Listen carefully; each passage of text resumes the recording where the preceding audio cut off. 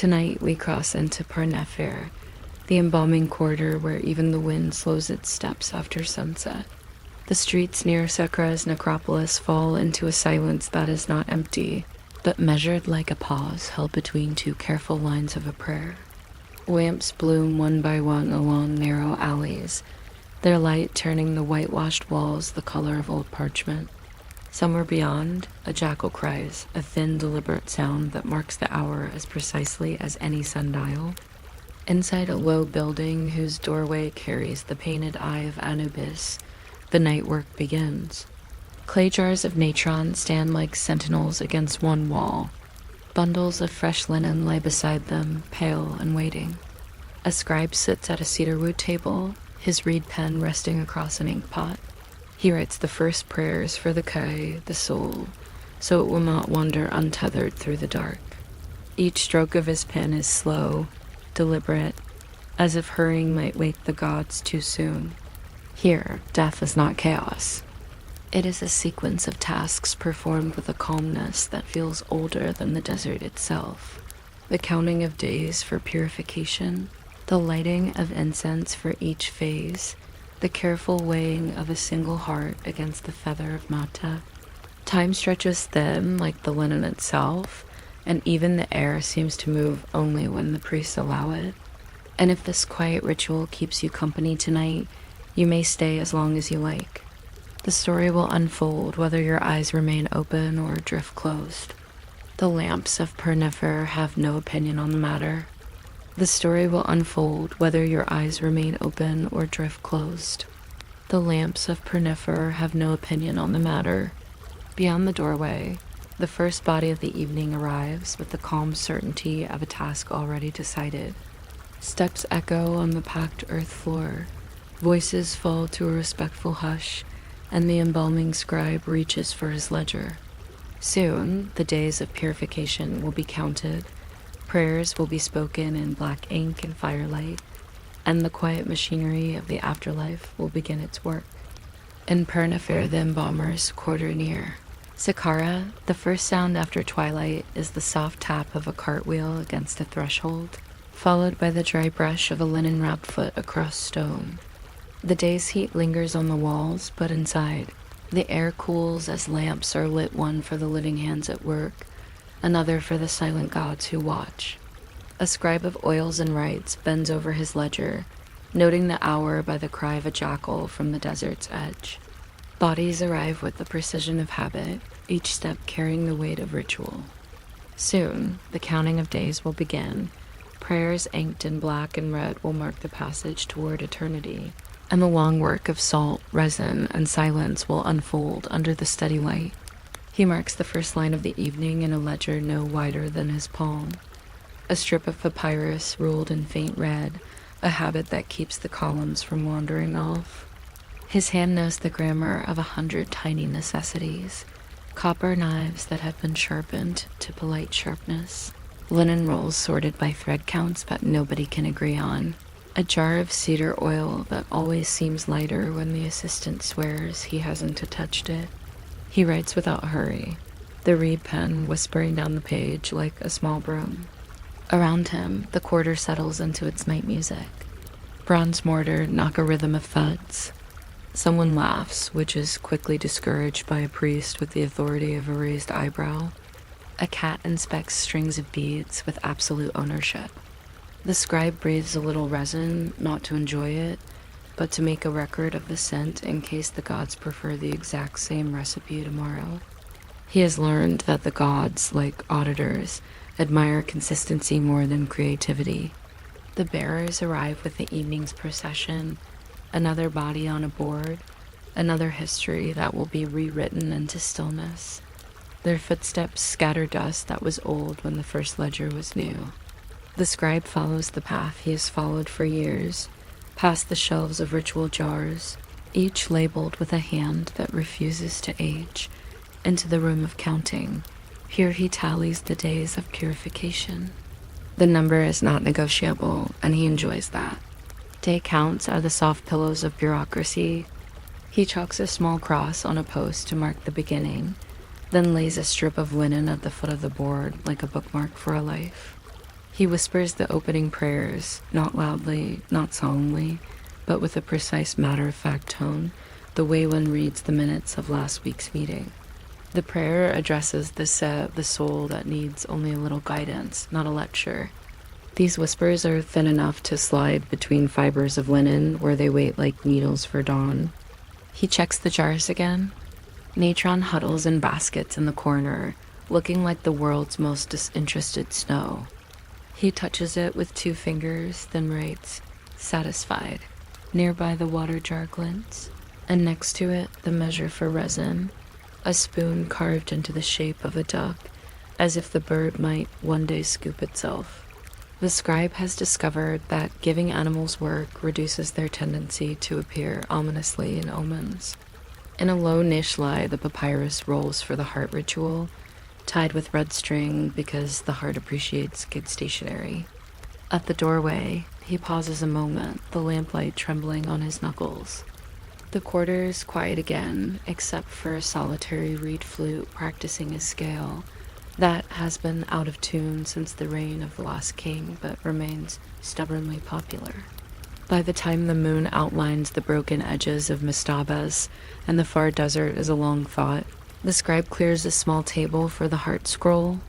It is a humble strip, only as wide as a memory, but it will be the most consequential writing of the night. He cuts the papyrus with the careful impatience of a man who has cut thousands of papyri and refuses to let one get clever. He writes in black and red, black for the speech of the living, red for the words to weigh against the feather of Ma'at.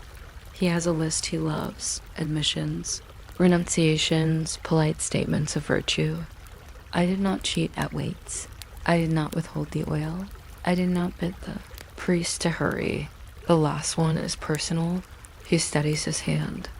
A single tremor, and the gods might think the scribe is attempting cursive, which they disdain as modern. Somewhere outside, a donkey obliges the night with a loud argument. The scribe dots an I and keeps going. Other assistants pack the body in natron, fitting salt around limbs the way a careful archivist surrounds a fragile scroll with soft cloth. The scribe's ledger grows each day like a quiet tide. He records the day's number in the cycle of 40, a number that has the clean sturdiness of a well-cut brick. He notes the jar used for cedar. He prefers the jar with the chip because it accepts being imperfect without calling attention to itself, and the quantity of frankincense, a pinch that is always described as a pinch but measured as a fraction of a fraction that nobody remembers.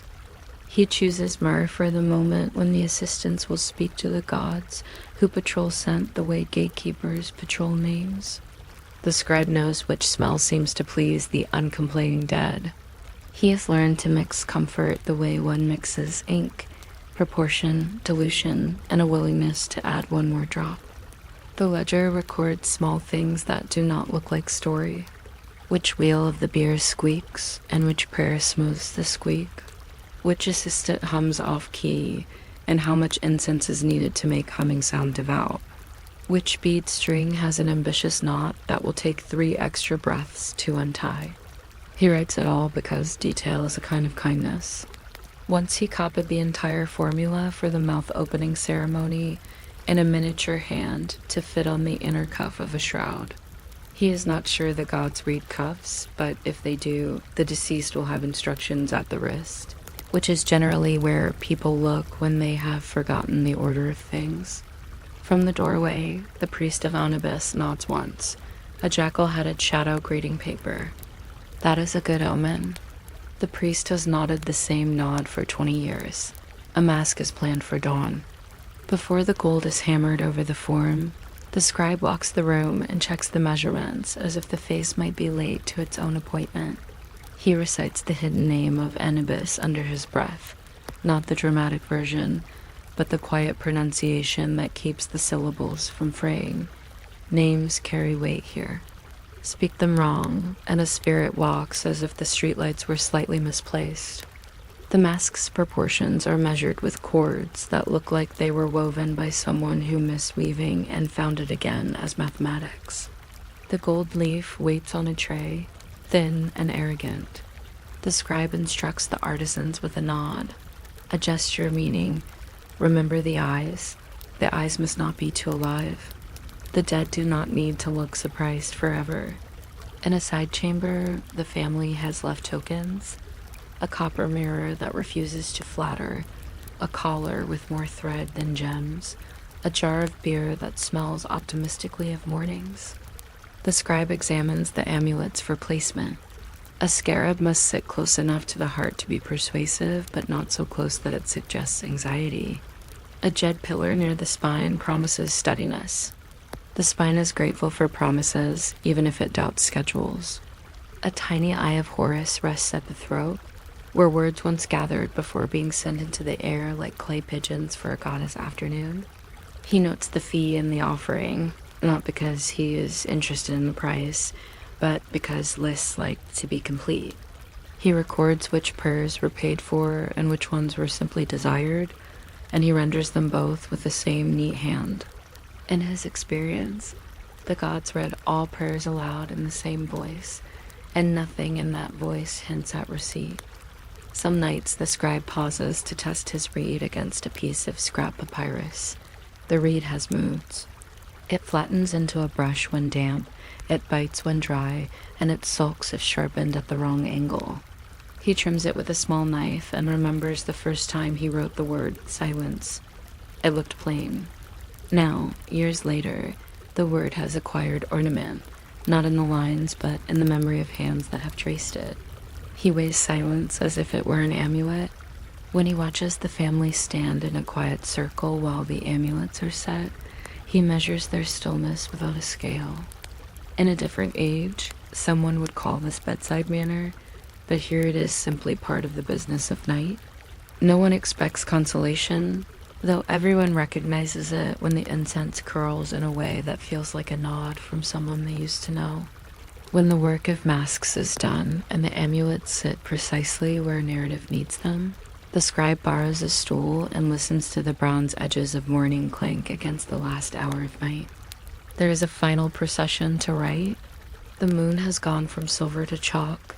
The lamps grumble toward emptiness. The jackal on the wall painting looks pleased with himself.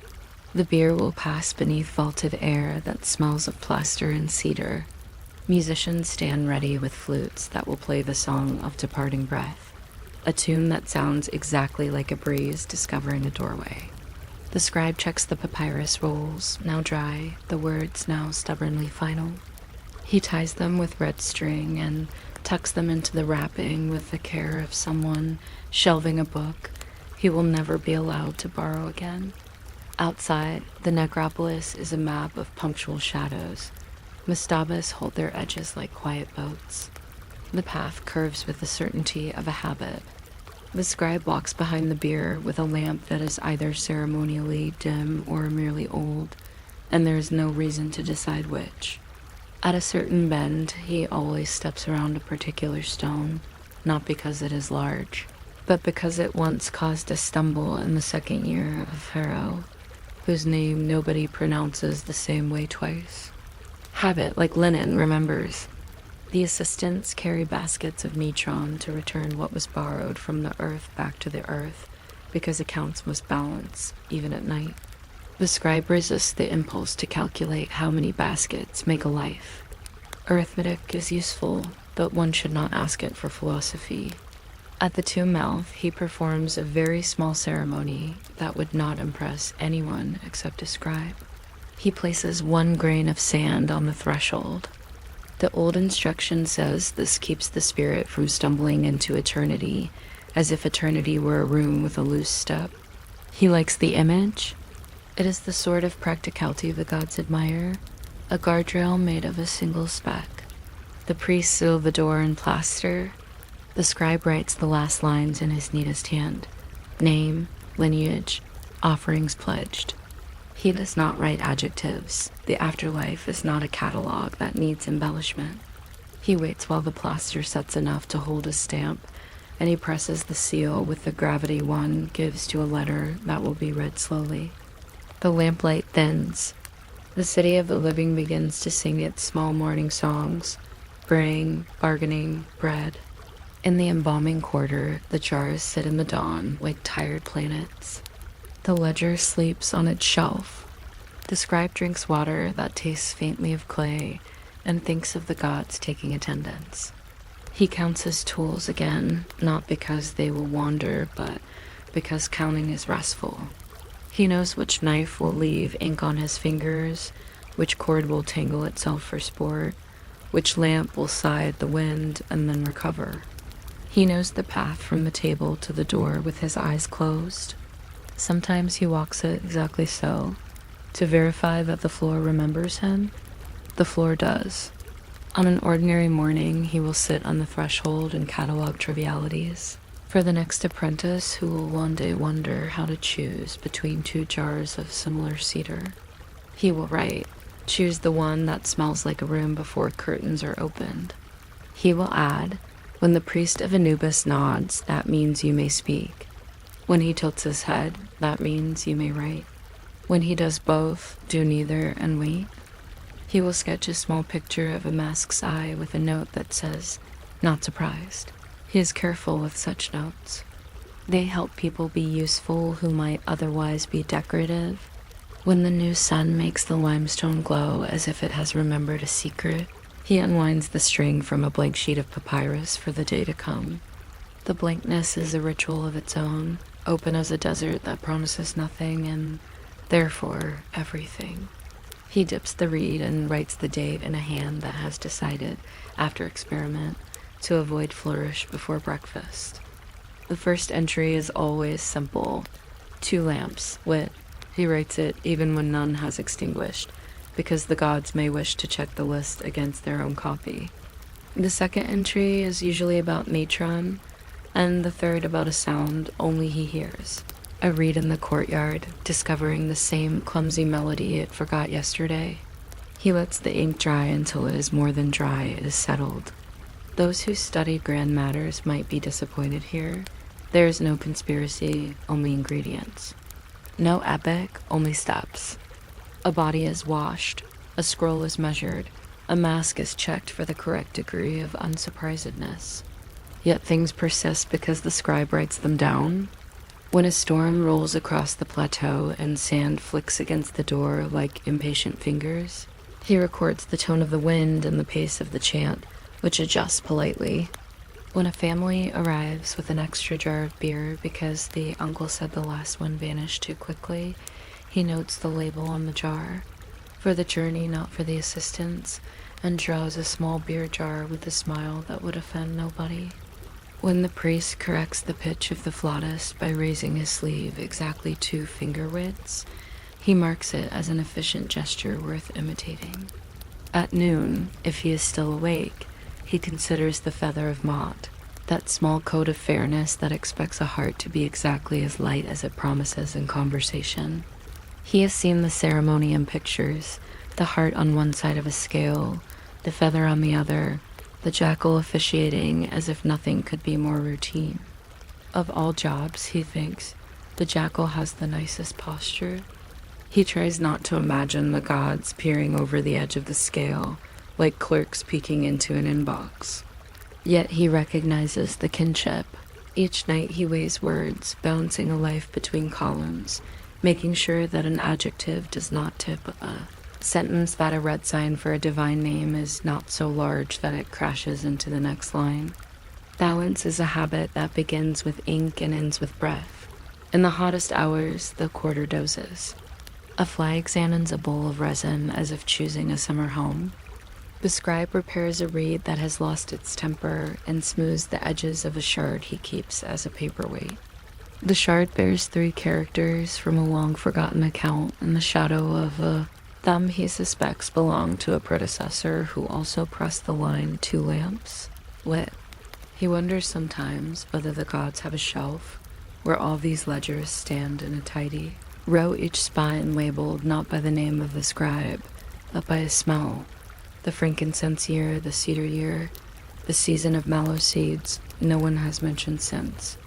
It is a boring thought, and he enjoys it. Toward evening, he closes the ledger and listens again for the jackal's cry. The sound arrives with the softness of an excuse. He stands, lights the useful lamp, then the ceremonial one, and begins the same slow inventory that makes the night feel like a hallway rather than a cliff. He will count natron. He will tie red string. He will write the words that will rest on a chest longer than any planned sentence has a right to. Another cartwheel taps the threshold. Another toe keeps perfect time. A family waits with the silence that always weighs the same. The scribe dips his reed, and the ink draws a line across the evening that looks, to anyone else, like a simple stroke. It is enough. And when the stars set themselves like small seals across the black papyrus of the sky, he adds only one more line to the careful page, the same line he writes when the last grain of sand erupts from his fingers onto the threshold, when the door glistens with wet, plaster when the air tastes of myrrh and unhurried footsteps. All is recorded. He means it as comfort. He means it as a way to end the sentence without ending the night. The lamp flutters. The reed rests. The ledger closes like a mouth that has said exactly what was needed and no more. The quarter settles. The breeze forgets itself. If you're still listening, you can let go now. The jackal will keep the hours. The scribe will keep the words. The sand will keep the rest. You might not expect the quietest hour in an ancient city to be announced by a small wooden door that sticks on humid nights, but that is how Per-Nefer tells the evening it has begun. The door belongs to the scribe of oils and rites, and when he leans into it with a practiced shoulder, the hinge answers with a whisper that even the jackals understand. 2 lamps are lit with very different personalities. One is dutiful and bright enough to be seen by practical people. The other is ceremonial and behaves like a retired star, less light, more prestige. If you're still awake 2 or 3 sentences from now, you may subscribe for more of this entirely necessary information, though I would hate to interrupt a perfectly good yawn. Inside lists wait on a shelf, rolled and tied with red string that insists on forming knots reminiscent of small snakes despite repeated warnings. The scribe warms his reed in his fingers and writes the first line of the night something simple, like 2 lamps, 1 opinion each, so the gods know someone is keeping minutes. The necropolis at the edge of Memphis hums its low chorus. Bronze thuds from a mortar. Straw rustles where it shouldn't. A distant donkey contributes an editorial.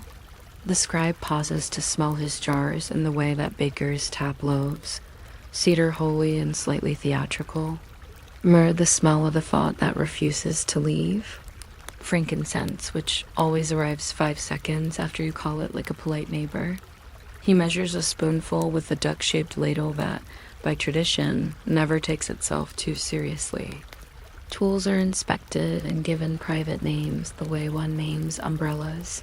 The small copper knife that never argues, the cord that tingles only when someone is watching, the whetstone that provides advice it was not asked for. Then comes the procession, with bearers and boards and rapt stillness. The scribe steps aside as if making room for a colleague. He is not important at this moment. He is the future witness taking attendance. The lists begin with the kind of measurements that put the mind at ease. Thread counts, width of bandage, length of cord. He counts the days of purification with chalk marks under a roof beam, because roof beams rarely move and chalk marks almost never argue. The number is generous enough to feel ceremonial and specific enough to keep a cousin from asking for more. He writes the prayers that open the night in a voice thin as papyrus fiber. It is not a performance. It is an office memo addressed to a soul advising it of the agenda. There will be washing. There will be salt. There will be incense and a mask with eyes that are not surprised by anything. If the soul has questions, they may be submitted in duplicate to the priest of Anubis, who appreciates polite handwriting. When the lamps decide that they have warmed the space adequately, the scribe takes out the narrow strip that will carry the words for the heart. Papyrus this thin is obedient. It curls only a little, the way a cat curls to be admired. The reed traces black lines for the body of the words, and red lines for the names that prefer to be greeted formally. He writes the negative confessions with the plain confidence of someone who knows they are older than anyone in the room. I did not tamper with scales. I did not take oil that would be missed. I did not try to shorten the longer prayers, even when the floor was cold.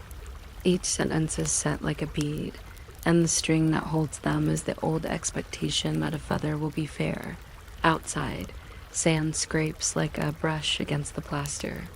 Inside, the pen makes a soft fur sound. He pauses only to correct a stubborn hieroglyph that insists on having an extra tail. The gods, he suspects, enjoy these little disagreements. Salt arrives next, not like winter, but like order. Natron has the energy of a study clerk. It does not surprise anyone. 40 days, give or take an afternoon for weather and common sense. The scribe marks each day with the care of a librarian who loves the smell of catalog cards, and he adds a note about which jar was used for which limb, not because the gods demand it, but because lists feel better when they include everything. Incense schedules are entered with the specificity of a kitchen timetable. Cedar for the first cooling when the room sighs. Myrrh for the third turning, when footsteps learn the floor again. Frankincense for the words addressed to those who supervise from jackal height. If any jar is lighter than expected, he writes a small reminder to have a conversation with the assistant who keeps forgetting that a pinch is not an autobiographical estimate. He keeps a second ledger for the sounds the night makes, which would seem excessive, except that the gods, like archivists, appreciate the complete set. The bronze bowl used for washing has a ring like a minor star. He records that. The curtain on the western window rubs its rod, as if considering a career in music. He writes that too. The priest of Anubis clears his throat before every third sentence as if he were about to sneeze. He never does, and this, the scribe notes, is a sign that the priest is thinking. The family comes in quietly at appointed moments, bringing small tokens of affection and a generous slice of the world, a comb that knows each tooth by name, a mirror polished until it refuses to provide criticism, a jar of beer labeled for the road, not so much as a joke as a reminder that roads continue. A mask is measured the way a hat is measured, except the hat will be made of gold leaf and patience. The artisans lift thin squares of gold with brushes that never seem to blush, and the scribe supervises proportion like a friendly mathematician. Eyes must be level, open enough to recognize friends, but not so open as to express surprise over eternity. The nose is to resemble a nose, not an ambition. The mouth is the greatest challenge. A corner turned too far suggests opinions, and the dead are allowed only thoughtful neutrality. He recites the hidden name of Anubis under his breath because names behave more responsibly when said quietly. The jackal-headed priests move with the practiced economy of men who have worn the same mask for years and have learned not to smile inside it, because smiles fog things. Amulets are laid one by one at exact addresses. The scarab over the heart looks intentional, like a password placed on a familiar desk. The jet pillar rests near the spine with the approval of every vertebra. A little eye of Horus takes guard duty at the throat, where words used to crowd. The scribe writes short descriptions in a column that never slants, even when the table beneath it wishes to. He notes which prayers were paid for and which were asked for, and he performs both as if the gods had developed a fondness for fairness. In the corner, a boy heats resin until it thinks better of itself and becomes agreeable. A woman in the family speaks a name once into the air and seems satisfied, as if the room has accepted a new tenant. At intervals, the scribe checks the reed against scrap, cutting a sliver from the tip with a small knife that has opinions about geometry. The cut makes a tiny sound no one else hears, like a grain of sand deciding to be important.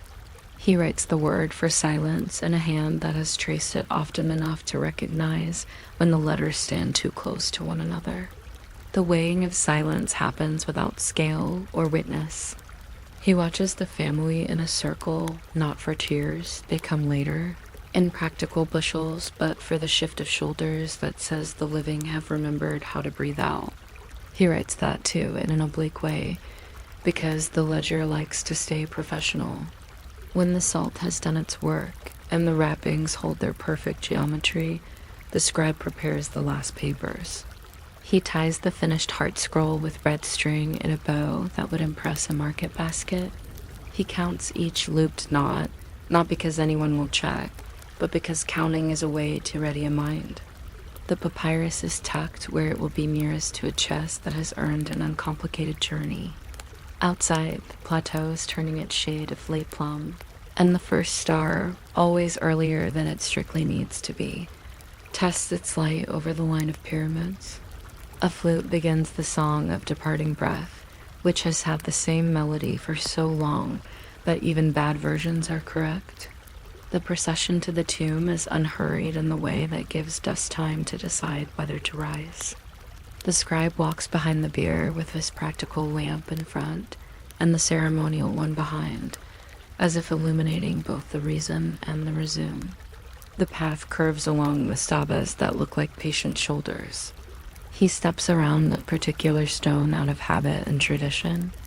A predecessor tripped there once, and someone wrote it in a margin 90 years ago. Margins are where the interesting rules live. Priests murmur names that are pronounced differently by everyone, and yet seem to satisfy the gods entirely. The family stops twice once to fix a strap, once for an older aunt who insists on adjusting the edge of a cloth that did not need adjusting. The scribe waits. He has learned that the little interruptions keep the big ones away. At the door of the tomb, he places the last grain of sand on the threshold. It is a gesture so small that if you blink you will miss it, and so large that a soul will not.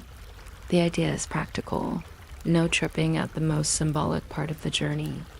He likes that the rule exists, as if a committee of very wise people once gathered and decided that eternity should have a safety feature. Sealing follows in the exact order listed on the wall, because when something is written on stone in this part of the world, it tends to be taken seriously. Plaster is smoothed and stamped. The stamp leaves its little son. The scribe writes the last lines in ink that takes its time drying out of respect. Name, lineage, offerings. He leaves adjectives off the page. Adjectives are for busy mornings, and this is a quiet night. When the string on his papyrus roll tightens under his thumb, it tells him the work is complete, in the way a jar tells you its lid has found the thread. He stands at the entrance until the priest gives the nod that says the gods have approved the paperwork. He too nods. Professional courtesy. The family disperses like ink in water. Some go back to Memphis, where bread has moved from oven to basket. Some sit on a wall for a long time, as if waiting for a bus that never comes, because they prefer the waiting to the going. The scribe watches until the last shawl turns a corner. Then he fixes his lamp and returns the way he came, counting steps out of habit. Not to measure the distance, but to give each stone the satisfaction of being remembered. Down at Per-Nefer is less dramatic than people imagine. It begins with a small draft under a door and the sound of a broom turning around in a corner. The embalming quarter smells faintly of resin and something like toasted wheat. The scribe sets the ledgers back on their shelf so the wooden slats can say good morning to them in the usual creak. He pours a small dish of water and takes exactly 3 swallows because a teacher once told him 3 is the most unassuming number, and he believed the teacher because she had a voice like thin linen.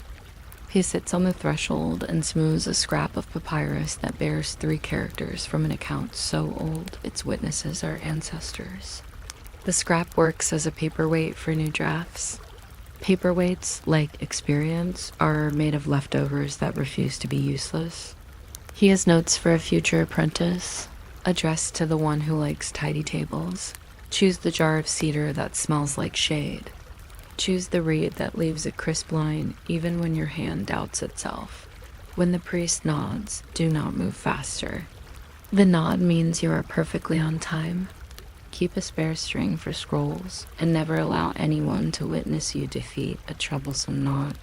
Always adjust the mask's left eye before the right. For reasons no one understands, the gold listens better that way. If you are tempted to shorten the long prayer because the floor is unfriendly, tighten your sandals instead. As for jackals, be polite. The scribe writes the first entry for the new day with the same words as always. 2 lamps lit. It is a small sentence, but it opens the door to all the others. The second line lists the amount of natron remaining in the corner baskets. The number is precise and oddly satisfying, like the click of a lid. The third line records a sound the wind made when it spoke to the west window. This notation has no religious value that anyone can prove, yet the ledger would feel incomplete without it. Some afternoons he muses very softly that in the storerooms of the gods there might be a long shelf where all these ledgers stand in a row, each spine labeled not by date but by smell. The cedar year, the bright month, the festival of mallow seeds when everyone sneezed. Nothing in Per-Nefer seems to be in a hurry, not even time. A cat performs an inspection that succeeds in making everyone appear foolish. The reed pen develops a personality and demands a trim. He obliges with a whisper of knife on stalk that sounds like sand making up its mind. A cousin of the deceased returns with a jar of beer he insists was forgotten. The label reads, "For the very long road," which, he remarks to the ledger, is everybody's road on certain days. The cousin leaves a handful of dates on the table, as if paying a fine in sweetness. The scribe does not object. If dates are the currency of forgiveness, he intends to remain solvent. By late morning, the city beyond the necropolis awakens fully and forgets, as cities do, that fields end and stones begin. Merchants become nouns. Baker smoke becomes grammar. The scribe admits that he is fond of trivialities. Which tool made the better scratch? Which chord listened when asked? Which incense made the night behave? If a god asked him for a summary of human life, he might bring this shelf of details, lay them out like seeds, and say, "Here are the things that made our hands confident." The god would likely request a second opinion, and he would be fine with that. He writes another line and waits for the ink to settle, which it does in its own time. As evening returns, the hinge repeats its announcement. It sticks and then remembers the trick for unsticking. The quarter prepares again for the practical music of mortar. The whisper of linen, the measured steps that cross the floor, the way constellations cross the sky when no one is timing them. Another board will arrive with another history doing its best to become geometry. The scribe will lift the lid from the jar that prefers to be useful. He will straighten the little duck ladle because someone always leaves it sideways. He will reread the first lines of the prayer to make sure the words still behave. He will sweep a single grain of sand into his palm and practice putting it down without thinking, so that later, when it matters, it will be the easiest thing in the world. Everything repeats, but nothing is redundant. Even the jackals have their reasons. The lamps will argue briefly about which one is necessary, and then both will agree to shine. The reed will draw the date with a thin certainty that makes the morning feel inevitable. The ledger will accept its new page with a small sigh that no one hears, but that the gods who keep astonishingly thorough records will note with approval. If you are still with us, floating somewhere between the cedar and the myrrh, you may let your thoughts wander to where lists become lullabies. The scribe will go on, careful and ordinary, balancing black and red, grain and seal, breath and feather, until the night is again a door that opens and very kindly does not close. You might not expect the quietest job in ancient Egypt to require 2 lamps with distinct personalities, but the embalming scribe of Per-Nefer refuses to work with anything less. One lamp burns like a diligent clerk, tidy and brisk. The other glows like an old storyteller who begins sentences with "in those days" and then pauses for effect. He lights both as the jackals call from the ridge beyond Saqqara. The door sticks, as it always does, and he leans with the same soft shoulder that convinced it yesterday and the day before. If you're still awake later, feel free to subscribe to more gentle observations of doors with opinions. But please, don't put yourself out on my account. Inside, the little room of the scribe becomes a shallow pool of gold light. Shelves murmur with jars of cedar and myrrh and frankincense, the 3 reliable co-workers who arrive early and never ask to switch shifts. He warms his reed between his fingers the way a cautious cook warms a spoon. When the fibers loosen, the pen begins the first line of the night. A date, 2 lamps, a note that the breeze is behaving. The necropolis is a place that speaks in measurements. The scribe trusts measurements more than enthusiasm. He lays out a string on the table, arm length plus 2 finger widths, and marks the chalk line that will record the days of purification. Chalk, in his experience, is a reasonable mineral. It doesn't try to be granite. Under a beam, he draws the smallest of circles for the first day, just enough of a dot to say, noted. He whispers a greeting to the Tay of the newly arrived, a polite, I see you, added to the formal prayer. The bearers come through the doorway, neither fast nor slow, carrying a stillness that has the weight of linen. The scribe steps back, then forward again, pressing his thumb into his ledger to keep the page from curling because pages, like donkeys, curl when ignored. He writes a line about the hour and the light, moon low, jackals not argumentative. He checks the jars with a sense of ceremony rarely afforded to jars. Cedar is fine. It smells like thoughtful shade.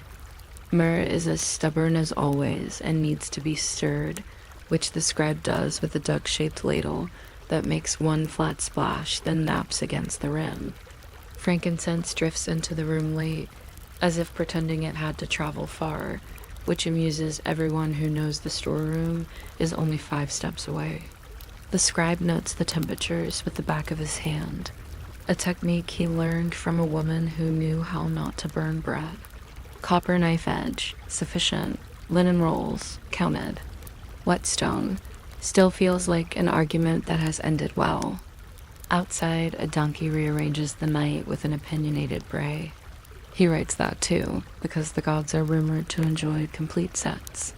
The ritual of words begins on a strip of papyrus narrow as the appetite of a picky cat. He prepares the heart scroll like a quiet receipt for the universe. The reed lays black paths for statements and red paths for names, the way streets and door plates make a city possible. He writes the famous confessions in a tone that would not alarm an infant. I did not steal bread unless it was mine already, and even then I shared. I did not confuse the weights on the scales, not even to save time. I did not speak while the priest sneezed. Each verb sits exactly where it belongs, like a jar on a shelf that remembers its place.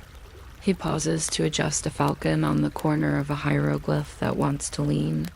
Letters, he has observed, are full of posture. Certain signs stand tall and dependable. Others like to slouch when the ink is damp. Salt takes the room the way routine takes a morning. The embalmers pack natron around the body, patient as winter around a field. 40 days, says custom. The scribe prefers to write 40 politely, which means we start today and end when the last crystal has stated its case. He marks the chalk at the beam for day 1. The small dot becomes slightly less small.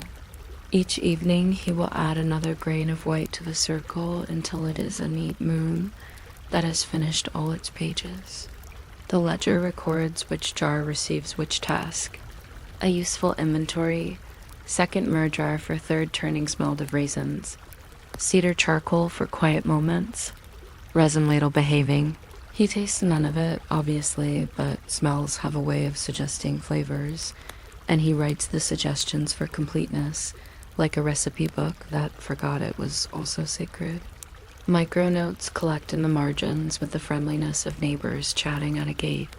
The assistant who is new works with the energy of a puppy near a bowl. So the scribe writes, remind him that bandages enjoy straight lines. The priest of Anubis clears his throat just before he says, beloved of the West, which creates a rhythmic expectation, a kind of liturgical metronome. He writes, 3 throat clearings are the sign the prayer has remembered itself. The family stands behind the curtain at appointed intervals. They do not step across the line on the floor, not because of any strict rule, but because lines do the polite work of guiding feet. A cousin whispers a private joke to the deceased and then looks embarrassed. The scribe pretends to reread a line so the moment can reveal its shyness and move on. Measuring the mask is a geometry of kindness. The gold leaf sits like patient pancakes, thin and eager to lie flat. The artisans breathe through their noses to avoid sending a flurry of stars across the floor. The scribe supervises with a very specific list of not too much.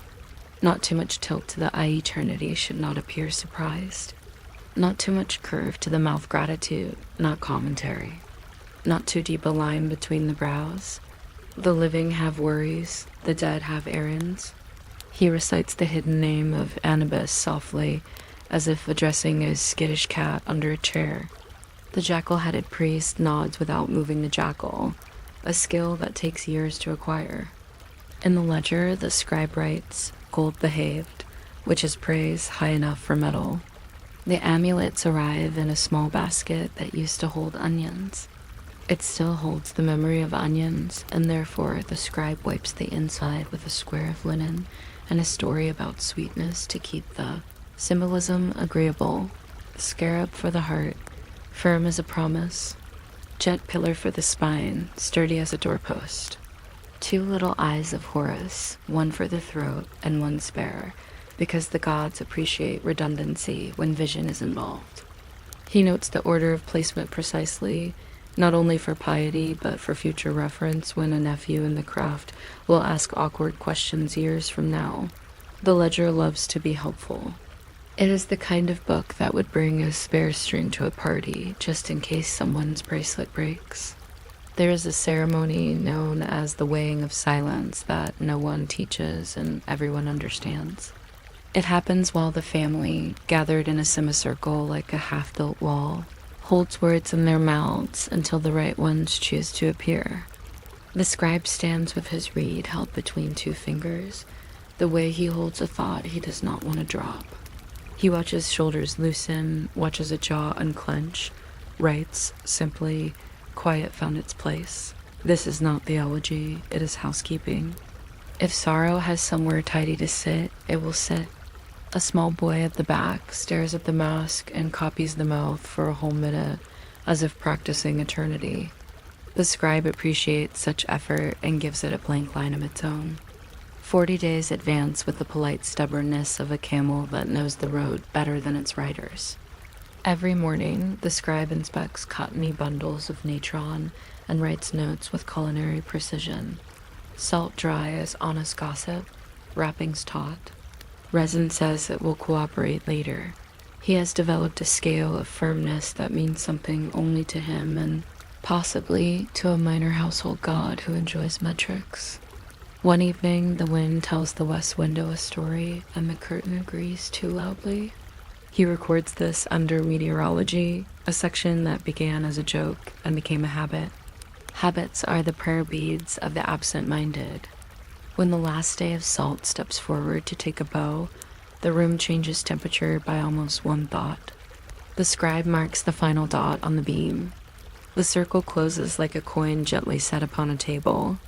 The bandaging proceeds with the logic of farmers tying bundles.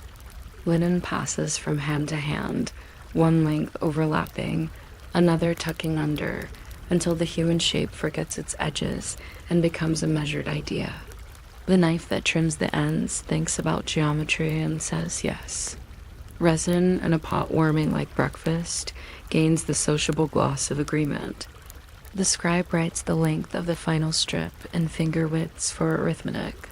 Yes, but also because numbers are little companions on long nights. The last writing tasks are small, which somehow makes them tall. He ties the heart scroll with red string and checks that the knot has a purpose rather than ambitions. He writes labels on tiny tags, for the chest, for the gateway of breath, for the road no one forgets. His handwriting has settled into the evening. It leans a little like a person resting during a good conversation. He speaks the final lines of the prayer in a voice that would not wake a cat on a window ledge. Outside, a flute begins the song of departing breath. The melody has been consoled so often that it consoles by reflex. The family, moving like careful punctuation, gathers. An elder touches the bundle of linen as if adjusting a collar. No one says anything unnecessary. The room seems pleased. Then the last night starts its quiet errand. The scribe walks behind the bier, one lamp ahead to reveal stones that enjoy making mischief, one lamp behind to flatter the proceedings with tradition. The path between mastabas has been trodden into a suggestion of a sentence. He thinks of it as saying, and now, in very small script. Jackal silhouettes watch from the ridge, like grammar marks that prefer the desert. Twice the procession pauses, once to allow a sudden breeze to complete its joke, once to let an ant insist on tightening a strap that does not need tightening. The scribe is in favor of straps that feel loved and does not interfere. He counts steps only to keep his thoughts from wandering off to the market, where people will be buying cucumbers as if eternity did not require cucumbers too. At the doorway of the tomb, the air feels newly laundered. The walls offer the quiet company of pictures that refuse to age. Bread and beer and geese, decently prepared, line up in paint so fresh you could almost butter it. The scribe places the last grain of sand on the threshold, an action small enough to be the cousin of blinking. It is meant to be practical, no stumbling on the first step, but it also says, in a language only thresholds speak, you are expected. He enjoys that something so tiny contains this much hospitality. The priest is Salvador with plaster and a hand stamp that leaves a small sun. The sun is always opinionated about where it should land, and the scribe humors it. He writes the last lines in the book, name, parentage, offerings promised, offerings likely, and one perfectly unnecessary note, the wind approved. There is a closing routine the scribe keeps for himself. He returns to his room, extinguishes the ceremonial lamp first, because it has had a long day of looking important, then the work lamp because it deserves the final word. He ties the reed to its companion with a loop of string, so the two will not walk away from one another in the night. He listens to the jars settle. Cedar does not settle so much as announce that it has always been settled. Murions. Frankincense performs a small bow that no one asked for. He drinks 3 swallows of water, the most unambitious number of swallows. He writes on a scrap for an apprentice he does not yet have. When you trim the reed, do it as if you were mending time. When you recite the name, do it as if you were telling a shy bird that the sky is dependable. When you doubt, check the beam for chalk days are not easily fooled. Morning, a very soft animal comes and noses at the door.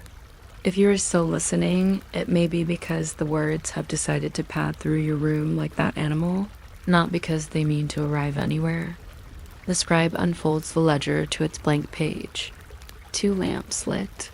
He copies the phrase with the satisfaction of setting a bowl exactly where a bowl should be. He inventories the natron left in the baskets, assigns the incense to its hours, and writes the small weather. Breeze undecided. Curtain willing.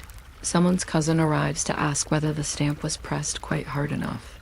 He answers that stamps like to feel important, and yes, today they felt very important indeed. A cat inspects the doorway and makes the kind of face only cats make when acknowledging humans. The scribe nods to the cat and to the day and to the ledgers, which have waited overnight without complaint. Per-Nefer resumes its slow business. The plateau glows with the silence of baked loaf. A cart rattles like thought pebbles rolling in a bowl. A boy in the lane practices whistling the embalmer's flute song and fails cheerfully. He will succeed on a day when no one is listening. This is the law of whistling. The scribe writes one more micro note. Today I will remember to tighten my sandals before the long prayer, and adds a line about the door, which is learning slowly to stick with a sense of occasion rather than panic. When his pen scratches, it sounds like sand considering promotion. He smiles because even the smallest noises choose careers in Per-Nefer. And then it will be evening again. Lamps will accept flame without debate. The jackals on the ridge will write their brief editorial in the margin of the sky. The scribe will run a thumb along the beam and feel each chalk circle like a necklace of obedient moons. A new board will enter, and he will make space for it with the same pragmatic courtesy he gives to all arrivals and departures. He will whisper the first prayers, and he will check the jars, and he will count the bandages that always count themselves again. The duck ladle will splash once and be satisfied. The reed will crease its fibers and become a thin river. Lists will grow in calm little forests. If you feel the lids of your eyes growing heavy, that is just the cedar offering shade, the myrrh refusing to hurry, the frankincense taking a slow bow, and a careful scribe in Per-Nefer, writing still the adequate sentences that carry a soul as gently as linen under steady hands. You might not expect an ancient office job to include 2 lamps with different personalities, but our embalming scribe in Per-Nefer insists on it. He lights them at dusk when the jackals begin their thin, faraway conversation from the ridge above Saqqara. One lamp burns like a diligent bookkeeper who likes street columns. The other prefers to glow in warm thoughts, the sort of light that would gladly hear a long story about a good basket. The door to his little room complains as usual and then accepts its fate. Doors in Per-Nefer have strong opinions but weak leverage. If you're still awake by the time I explain why his ink smells faintly of figs, feel free to subscribe for more gentle administrative mysteries, though truly don't tire yourself. The scribe touches the reed to his tongue the way a cautious cook tastes the sauce, and begins to write the first line of the night. Date, wind, jackals, 2 lamps behaving. The storeroom is a politely crowded orchestra. Cedar sits in its jar with the air of a competent aunt, present for every meaningful event since the Old Kingdom. Myrrh is reluctant until stirred, at which point it becomes quite talkative, like a neighbor who needs exactly 3 questions before telling you about the entire harvest. Frankincense takes its job as a fragrant cloud very seriously and drifts as if it were paid per gesture. The scribe sharpens the copper knife on the whetstone, with a rhythm developed over many evenings, and 2 stubborn blades. He notes the sound on his ledger, stone purrs. Blade agrees. His entries for tools read like character studies. The thread today is obedient. The bandage rolls prefer to be stacked by height rather than width, which he respects because preferences are how linen remembers it was once a plant. When the bearers arrive, they do not hurry. Night air slides into the room and rearranges the dust like polite conversation. The scribe counts the days of purification aloud while chalking tiny circles on a beam, 1 for each day, a necklace of moons waiting to be filled. He greets the K of the new arrival with a sentence anyone could understand. You are seen. The priest of Anubis clears his throat in the same place every time, just before Beloved of the West, making the prayer sound as though it's about to begin twice, which the gods do not mind. The scribe records it, throat clear exactly on schedule. A cousin steps forward to place a small wreath and apologizes to the heir for having chosen blue instead of red. The scribe pretends to be deeply absorbed in the instructions for the next measure of incense so the apology can stand without witnesses. The ritual of writing for the heart begins with a narrow slip of papyrus, the width of a reed and the ambition of a river, black ink for facts, red ink for names. A very ancient color coding system that never required a software update. He copies the negative confessions in a hand steady enough to convince the most suspicious feather of Ma'at. I did not steal bread. I only borrowed it from myself. I did not move a boundary stone, not even to make the garden look symmetrical. I did not confuse measures except on market days, when everyone is briefly forgiven. His reed trembles once on a corner of the falcon sign, and he whispers to the bird that it is meant to look decisive tonight, not exhausted. The papyrus accepts correction with the silence that counts as grace. Salt enters the scene the way winter enters a plain, thoroughly with no particular hurry. 40 days of natron is the recipe, and the scribe writes it as if he were teaching future apprentices to avoid the one error nothing forgives: impatience. He counts the crates, notes the dryness with a scale known only to people who routinely assess dryness for a living. Salt dry is temple humor, he writes with affection. He marks the first chalk dot more boldly than the rest to remind himself that beginnings require confidence, even when they are just tiny circles. Each evening, he will shade the next dot a little darker, like convincing the night to trust him. The body rests in its bath of crystals, a quiet field under a cold sky, and the scribe chooses incense, cedar for cleanliness, myrrh for sincerity, frankincense for a fragrance that reaches high places without asking for directions. Between tasks, he makes small notes that seem unimportant and keep everything from falling apart. He writes the sound of the linen as it unrolls hush with a hint of purpose.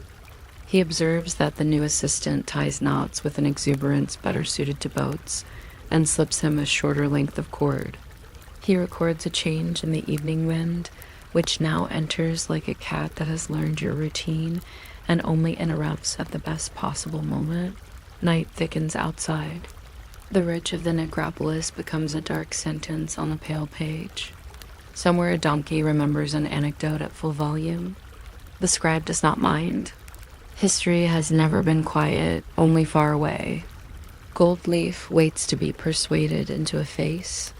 The mask will not resemble anyone in particular because eternity prefers a composed expression that suggests it has. Read all the instructions and will fold the linen neatly when finished. The artisans handle the foils with a kind of breath control usually associated with flutes in difficult meetings.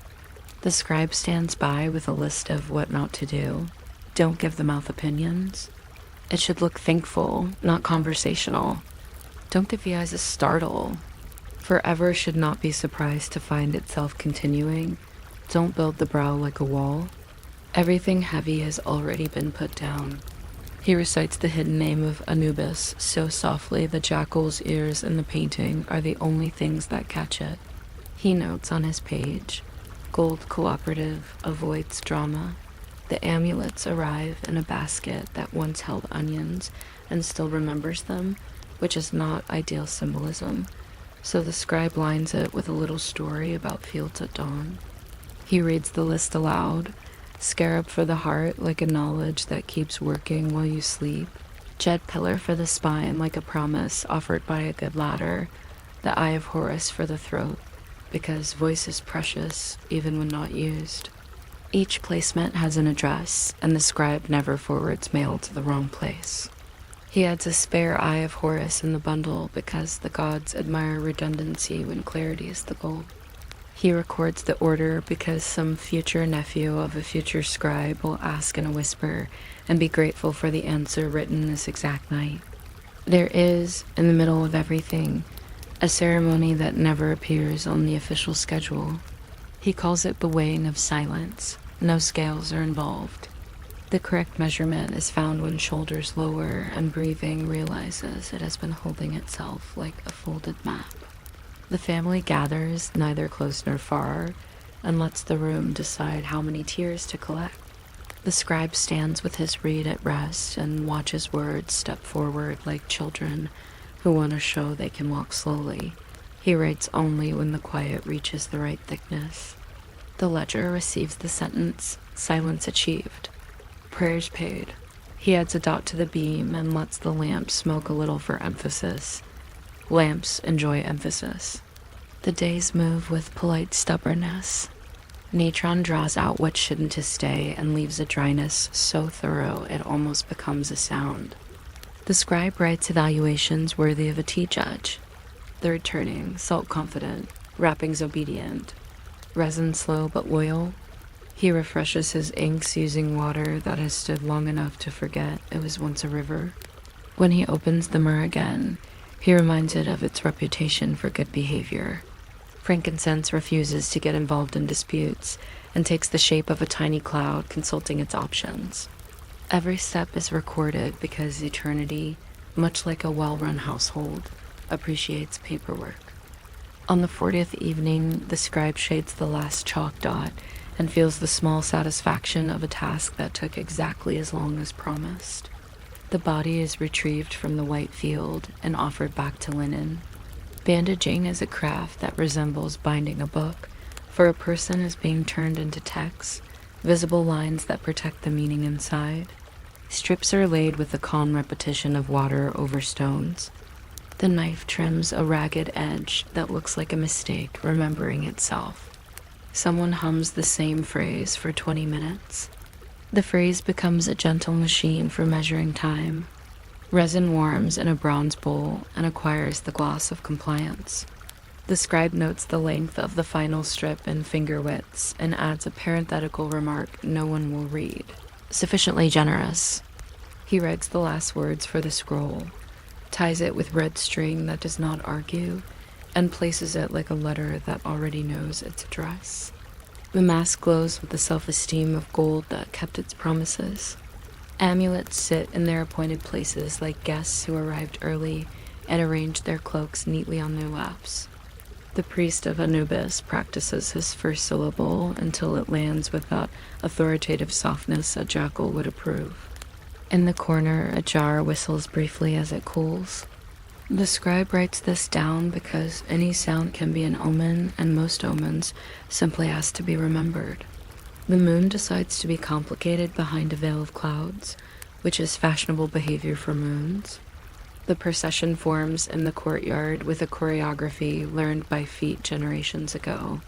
The scribe walks behind the bier, a position he takes because it allows the work lamp to admire the neatness of the bandages and the ceremonial lamp to gossip with the stars. Flutists begin the song of departing breath. The melody is practically a road sign by now. They pass the mastabas, which look like square thoughts and keep their advice to themselves. Twice the group pauses, once for a strap to be corrected by an ant who has never been wrong about straps, and once so a gust of wind can finish being dramatic without affecting anyone's hair. The scribe notes both pauses, strap satisfied. Wind finished. At the mouth of the tomb, the air carries the echo of a cool storeroom where the gods keep their metaphors. Paintings promise bread and beer forever with the careful optimism of menus. The scribe touches the threshold with the same respect he gives to the first word on a page. He takes 1 grain of sand from his pouch and sets it just where a foot might catch, a minuscule kindness, the practical ritual he learned from a man who prioritized fewer accidents over larger theories. It's hard to be ceremonial with something so tiny, so he lends the act a sentence. For the foot that belongs to today, the priests speak the names, press plaster, and close the door as if tucking a sheet at the end of a bed. He writes the final line in the ledger with quiet handwriting that has no reason to show off. Name, parentage, offerings promised, offerings delivered, an honest distinction. He adds a weather note because habit enjoys company, air moderate, stars conversational. The lamps, after giving their all to the gods, follow him back down the path like friendly planets. He keeps a reasonable pace. A man who writes for a living does not rush night. Once back in his room, he sits with a cup of water that has become excellent through patience and a heel of bread that forgot it was yesterday. He tightens the thread around his reed so it will not wander off from the inkstone. Tools like companionship, and the reed is particularly social. The room puts itself away around him. Cedar settles like a decision that no one regrets. Remembers a story about a caravan and does not tell it. Frankincense, having been dramatic earlier, chooses understatement and becomes nearly invisible. The ledger lies open to let the newest ink exhale. He blows out the ceremonial lamp first because respect does not forbid pragmatism. The work lamp gets last extinguishing rites, as always, which pleases it deeply in the way of objects that believe in order. If you're still with me, you might find your eyelids performing the same slow closing ceremony, one, then the other, with a gap that allows the breeze to deliver its two remaining opinions. Morning comes to Per-Nefer like a cat deciding whether to sit. It tries a patch of sun, changes its mind, then settles exactly where it thought it would. The scribe wakes to the polite grit of the desert and the smell of yesterday as frankincense, practicing persistence. He reads yesterday's entry in the ledger and checks for any digit that might have tripped. Numbers must stand flat on their feet. He notes the hour, writes 2 lamps relit, discusses briefly with a spider the jurisdiction of the ceiling, and sharpens the reed with the attention one gives to unexciting miracles. Another family will arrive soon. Another careful night will be born, and the chalk necklace will begin again at the first so smallest dot. This is not news, and that is why it comforts.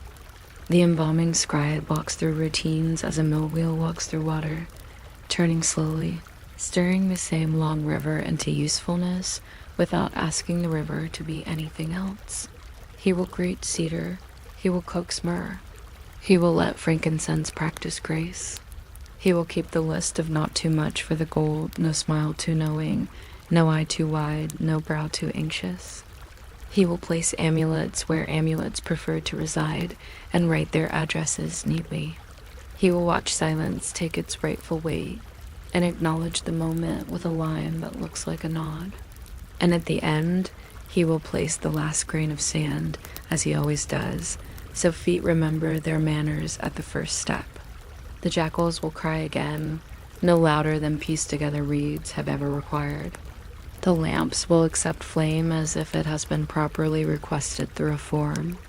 The door will think about resisting and then accept the inevitable with dignity. More circles will be shaded on the beam by fingers that know the distance between ink and prayer. If you drift now, you will only be borrowing the custom of Per-Nefer, which is to do the same small actions with such dependable gentleness that the gods themselves lean closer to read the neat handwriting. There is no conclusion here, only the next measured breath, the next leaf of papyrus, the next line that says the world, like a careful scribe, has remembered to show up again, soft, precise, and glowing a little in the steady company of 2 ordinary lamps. You might not think a quiet desk job could involve 2 flames with different temperaments, a carefully moody moon, and a jackal who keeps impeccable office hours. But in Per-Nefer, this is the entire job description. The embalmer's quarter wakes when the rest of the city exhales. Down the slope of Saqqara, market dust settles, bread ovens sigh, and a goat coughs like a clerk who wants to be sure the minutes will reflect it. Up here, the scribe of oils and rites draws the bar across his little doorway and lights the first lamp for mortals and the second lamp for gods, because even light in a well-run operation has a division of labor. The mortal lamp prefers a precise, narrow flame like a good reed nib. The divine lamp likes drama, a slow-breathing plume that nods along to hymns whether hymns are present or not. The scribe touches the wick with a sliver of cedar and writes the day's first line in his ledger. Jackals vocal at twilight, wind courteous, lamps in agreement. If you are still awake in a few minutes, and you find yourself charmed by the accounting habits of antiquity, you may subscribe for future ledgers. If you drift off, the lamps will be very pleased with their influence, and I will not take it personally. Inventory follows, and it is inventory with feelings. Copper knives soften like polite thunder after a long afternoon. Needle of bronze, prone to optimism. Linen rolls stacked by width, because height disagreements last all night. Threats, oils, and resins occupy shelves labeled in a hand so calm that dust hesitates before landing. The scribe checks each jar with the same patience used for difficult neighbors. Myrrh is sleepy until stirred. Frankincense acts as if it were about to receive an award for being frankincense, which, in fairness, it is. The cedar consistently smells like a memory someone else had. He taps the lids twice to reassure the contents that the evening will include them. At the back of the room, a reed pen, eager and somewhat too proud, waits to be sharpened. It is slightly longer than necessary, a common personality trait in pens and plans. Outside, the thin cry from the ridge announces that the jackal constables have begun their rounds. The city calls them omens. The scribe, who has learned to treat most omens like weather reports, calls them attendants. They bring the unfinished dead with tender bureaucracy. A stretcher creaks. A cousin recites the names. The priest of Enmibus clears his throat at exactly the same syllable he cleared his throat on last week, proving that even grief can be punctual. The scribe counts the days of purification on a beam above his head, chalking small circles that look like moons the size of lentils. Circle 1, the night prays for breath. Circle 2, Salt learns the shape of patience. He whispers the first prayers to the Ka, exactly the way a librarian whispers, even when no one else is present, because the gods value tone more than volume. On the door, he writes, admitted, then closes it carefully in case the door has opinions about dignity. Doors in Per-Nefer often do that writing to the afterlife requires the smallest paper with the largest consequences. The heart scroll is no wider than a reed, but carries the weight of a feather and a verdict. Black ink speaks like minutes. Red ink speaks like names spoken carefully after dark. The scribe mixes both on a palette that remembers every sentence it has ever hosted. He draws the sign so that each bird looks condensed and each seated god looks comfortable in its chair. He knows where a tremor might arrive and meets it halfway with his wrist. I did not steal bread, reads one line, and he smiles because almost everyone includes that clause twice, just in case the gods track carb intake. I did not move a boundary stone, another line promises, although stones often move themselves in the heat and the argument was ongoing. To keep the scroll honest without making it anxious, he speaks to it in the voice one uses for mules that have already done enough. The papyrus listens. It always listens. Natron arrives like a patient winter. 40 days of salt, the old books say, as if the number were chosen by a clerk who admired round figures. The scribe records shipment weights, dryness levels, and the attitude of the crystals. He measures dryness the way bakers measure flour, by feel, and with an authority that cannot be borrowed. The first covering rustles like a field of small shells. Time takes on a granulated temperament. Each dusk, the scribe shades another circle on the beam. He will shade them all, and sooner than one expects, because even large numbers consent to be finished if you approach them in small, quiet circles. Incense rotates by day cedar for cleansing, myrrh for sincerity, frankincense for whatever the gods like best. Since the gods rarely fill out surveys, he keeps rotating. While the body rests in its cold, dry cradle, he updates the ledger with notes of maddening specificity. Salt confident. Linen modest. Assistant asks many brave questions. In the margin, he draws a doodle of a jackal wearing spectacles and immediately scratches it out, because we are here to be respectful. Several nights later, the gold leaf glides across the room the way some people enter a party silently, while everyone else pretends not to notice and then notices anyway. The artisans breathe with the care of flute players. Their breath is, in fact, an instrument. Gold wants to be bothered as little as possible. It prefers to lie flat and appear inevitable. The scribe stands by with instructions that deserve to sound boring. The mouth should be thankful but not opinionated. The eyes should be awake but not surprised. Eternity is surprised by very few things and should look unsurprised in its portrait. Brows should be light. Heavy brows belong to people who refuse to fold laundry before bed.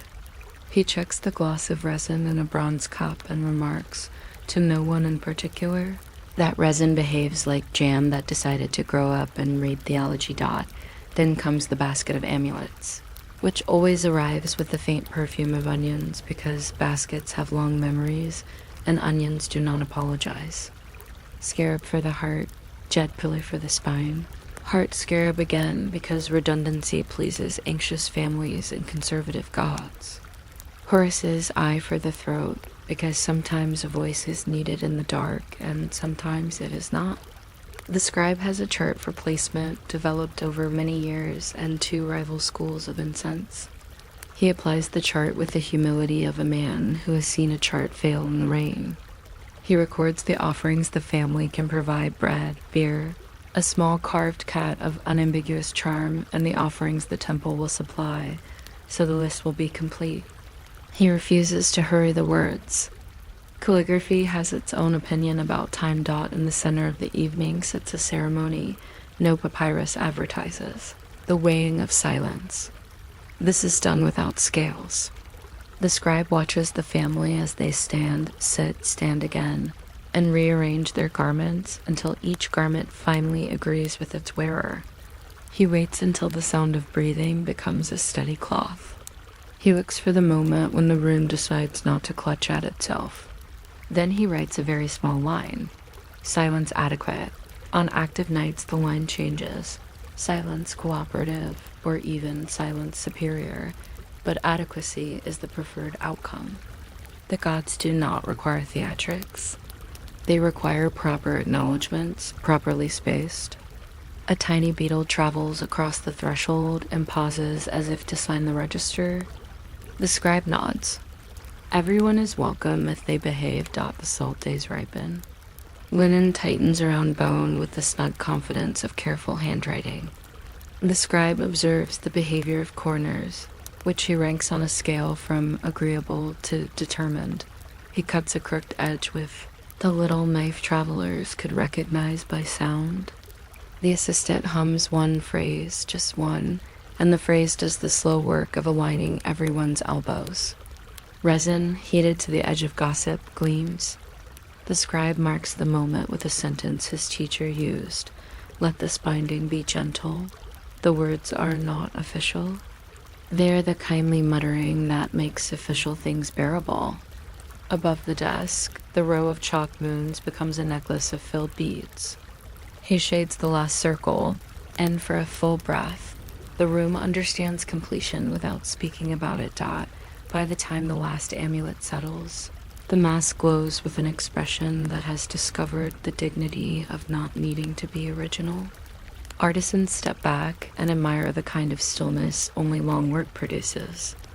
The scribe ties the heart scroll with red string that has never been used for anything else, because red knows what red is for. He places the scroll where it will lie over the chest, not touching bone. Accompanied by words he will not raise his voice to say. The priest of Anubis tests his opening syllable like a key a person checks before locking a door. In the corner, someone coughs in a manner that suggests they would like to be useful. The scribe gives them the jar lids to polish, and the lids are grateful. Moonlight at Per-Nefer has a managerial streak. It checks the procession, untangles a strap with a glance, and gives the flutist permission to begin the song of departing breath. The street to the necropolis slopes just enough to encourage good posture. Painted eyes watch from mastaba walls with the friendly seriousness of cat statues. An ant sidesteps the soft place near the well without looking down. The scribe walks just behind the bier where he can monitor both lamps, one practical, one ceremonial, and edit the distance between them if they begin arguing. He writes each halt into his pocket tablet. Pause for sandal correction. Pause for prickly weed. Pause for coyote listening. When you do this often enough, pauses stop pretending to be disruptions and reveal themselves as infrastructure. At the mouth of the tomb, the air cools in a way that feels factual. Stone receives sound as a ledger receives notes without comment. Inside, the walls perform their lifetime guarantee: bread, beer, shade, water, the whole suite of comforts, painted with the confidence of an advertisement that survived its own era. Priests speak the names with the pacing of experienced accountants who know how to reconcile a column while making it sound like a hymn.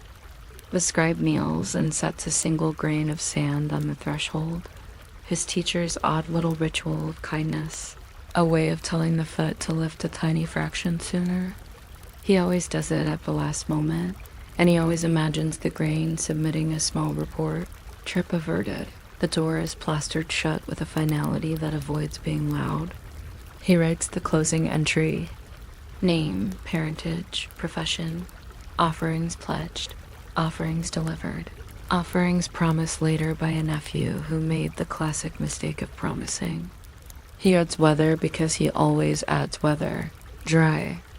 Wind from the northeast. Moon invested in everyone's business. He carries the lamps home down the quiet path and gives them their usual talk, excellent job, work lamp, very dignified. And use ceremonial lamp, your glow met the brief. In his room, he leaves the ledger open a few heartbeats so the newest ink can remember itself. That done, he eats a heel of bread, drinks water that has been politely waiting since sunset, and tightens the string around the reed so it won't wander off while he sleeps. Tools have friendships. It is important to respect them. Morning arrives on padded feet, like a cat testing whether the sunbeam will keep still. The scribe wakes to the smell of cedar doubting poetry and the sound of a distant cart arguing with a pebble. He reads the previous entry to ensure numbers still stand square on their feet. Numbers that lean are not welcome. He brushes sand from his little threshold. He has his own, of course, and writes the date in new ink. He reloads the shelf with thread and tests a jar lid that aspires to squeak. A bird expresses strong views about the quality of the courtyard figs. In the alley beyond, a boy runs, then walks because his mother calls his full name with the middle part and customs are observed. The scribe notes that the day will likely contain salt, linen, a brief talk with a stubborn nod, and a private moment in which he explains to a young assistant that the gods, although grand, are fond of schedules. That is the shape of Per-Nefer, small cells of habit arranged like a hive, each one making something ancient and necessary with a pace so gentle it almost looks like stillness. Evening will return with its jackal calling the roll. 2 lamps will expect their rolls as if the sky has hired them. The door will argue mildly and then hold. The gold will agree to lie flat. The myrrh will negotiate. The frankincense will float into the part of the room where air enjoys being a little dramatic. There will be the careful letters in black and in red, the invisible wing of silence, the last grain of sand that behaves as though it were a footnote, but is actually a blessing. If you've drifted by now, you have understood the lesson better than anyone awake, that even the oldest mysteries are mostly a matter of showing up, writing neatly, and letting the night keep its minutes until the jackal says the meeting is adjourned, and the lamps agree by going out one after the other, with no rush, and with very good manners. You might not expect the quietest person in a Hanseatic city to be the one who officially listens to barrels, but here we are, in Lubeck, where the river Trave slides toward the Baltic like a cat along a windowsill. The night clerk of a warehouse unlocks a door that creaks in Middle Low German. He is called a keeper or a factor after hours, or simply that man with the keys. A small lamp with a brass collar goes first, then his ledger with the wooden covers that close with a pleasing thud, then the 10-bead cord he uses when numbers need to behave. He does not hurry. Nothing in this building hurries except mice and gossip. He greets the sacks by type. Rye is sensible and tall. Wheat nervous. Peas philosophical. Barrels line the wall like elderly relatives at a family reunion. Salted herring, salted eels, the grandiose salted cod. He knows them the way shepherds know sheep and librarians know punctuation. If you're still awake when I get to the egg that decides the tax rate, Feel free to subscribe, or at least promise to think kindly of measuring eggs. But truly, don't strain yourself. The first task is the lamps. A city law once fined a man for using too much wick, which is the sort of detail that makes historians happy and everyone else drowsy. The clerk trims the flame until it is a patient circle of gold and hangs the lantern from a hook that has outlived 3 roofs. He makes a note: wind mild, smoke agreeable. On a shelf sit weights carved like pears, their handles rubbed smooth by 4 generations of hands arguing with gravity.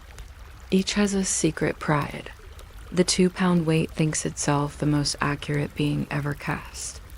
The 8-pound weight believes it could solve maritime law if consulted. Behind them, the beam scale waits, its pans polished to the color of late honey.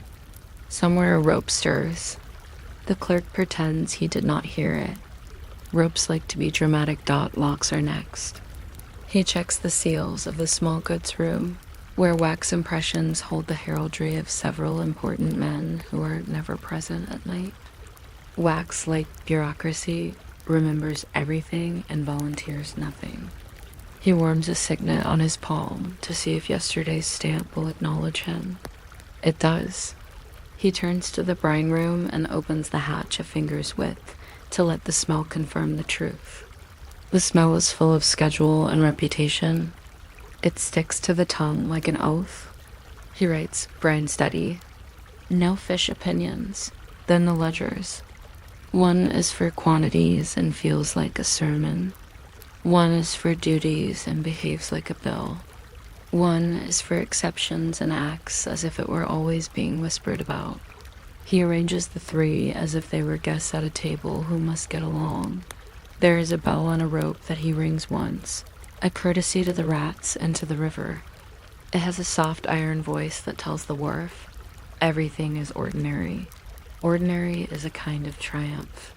He tests the ramp from the jetty to the door. The boards advise caution.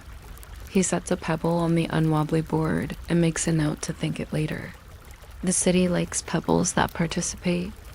In a tin box, he keeps a small spoon of tin heavier than it looks. The spoon is not for soup. It's for sampling. Regulations require the dip to be undertaken with a motion described in the margin as sincere.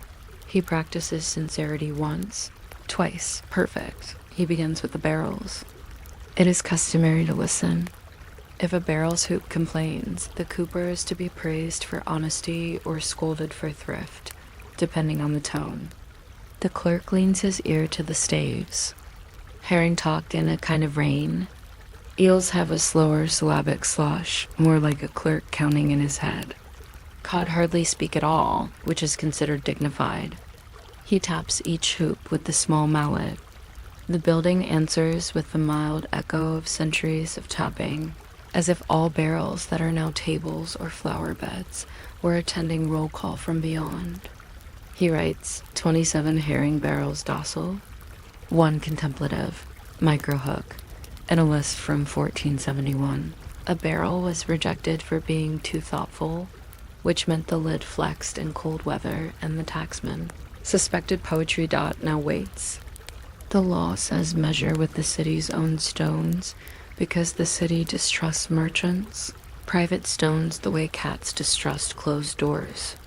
The clerk chooses the 2-pound pair and the small half because tonight he will weigh smoked sprats, and sprats deserve nimble arithmetic. He sets the beam and exclaims quietly when it balances perfectly on the first try. Nothing feels quite as good as a scale behaving. He sprinkles a few sprats on the pan and takes one back, because memory says the last handful always brings mischief. The note reads, sprats tame. No attempt to multiply. He records how the cured skins glimmer like gray, coins, and how a good handful weighs exactly a promise, which is not a standard unit, but every old clerk knows its size. At the salt test bench stands a bowl of brine and an egg. Yes, the egg. It is the celebrated old trick. Float the egg to judge the brine's strength, a method auditors dislike because it involves poultry. But the Baltic trusts it. The egg ideal is a coin's diameter of shell above the water, no more. He settles the egg. It lifts its pale crown like a citizen requesting a small civic favor. Excellent.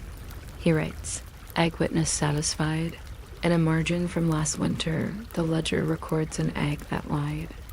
The clerk wrote in neat fairness, egg misled by cold. If you wondered whether climate affects bureaucracy, the answer is yes, but in very egg-specific ways, customs follow. The duty on herring from Visby is not the same as the duty on herring from Malt, and both disagree with the herring from Rostock, which argues that it is self-evidently superior because the barrels arrive wearing Sparta rope. The clerk inspects brands burned into staves. The V of Visby angles like a gull. Malmt favors a tidy M Rostock, sometimes brands too hot and leaves a blackened boast.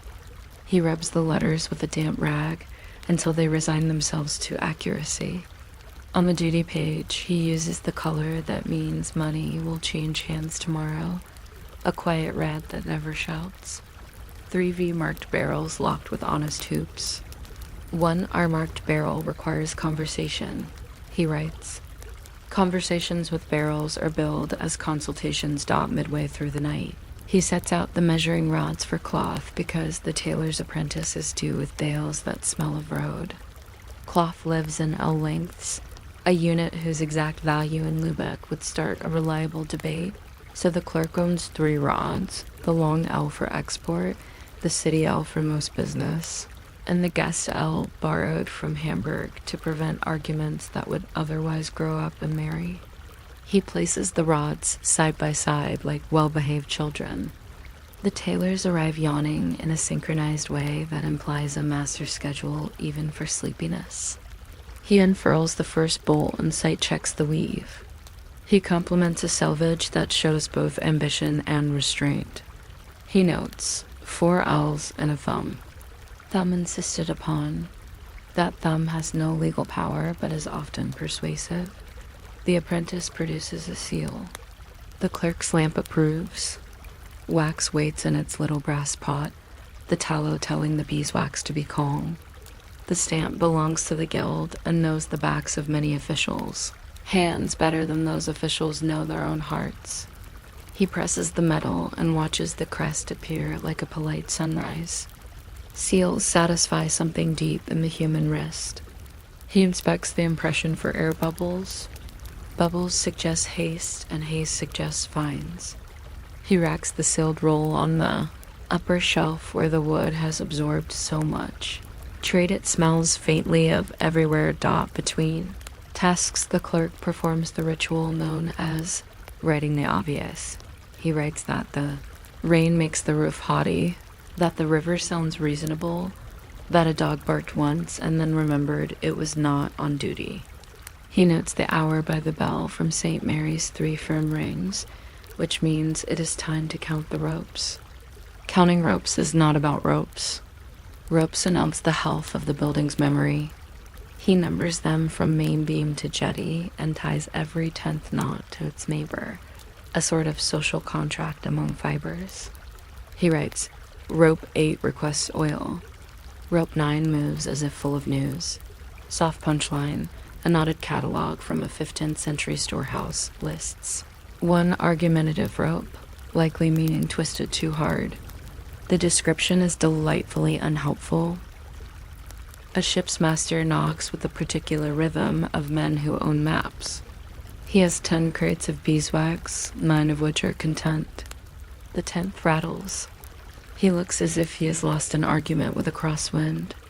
The clerk opens the crate and finds church candles pretending to be ordinary wax, a harmless fraud except for taxes.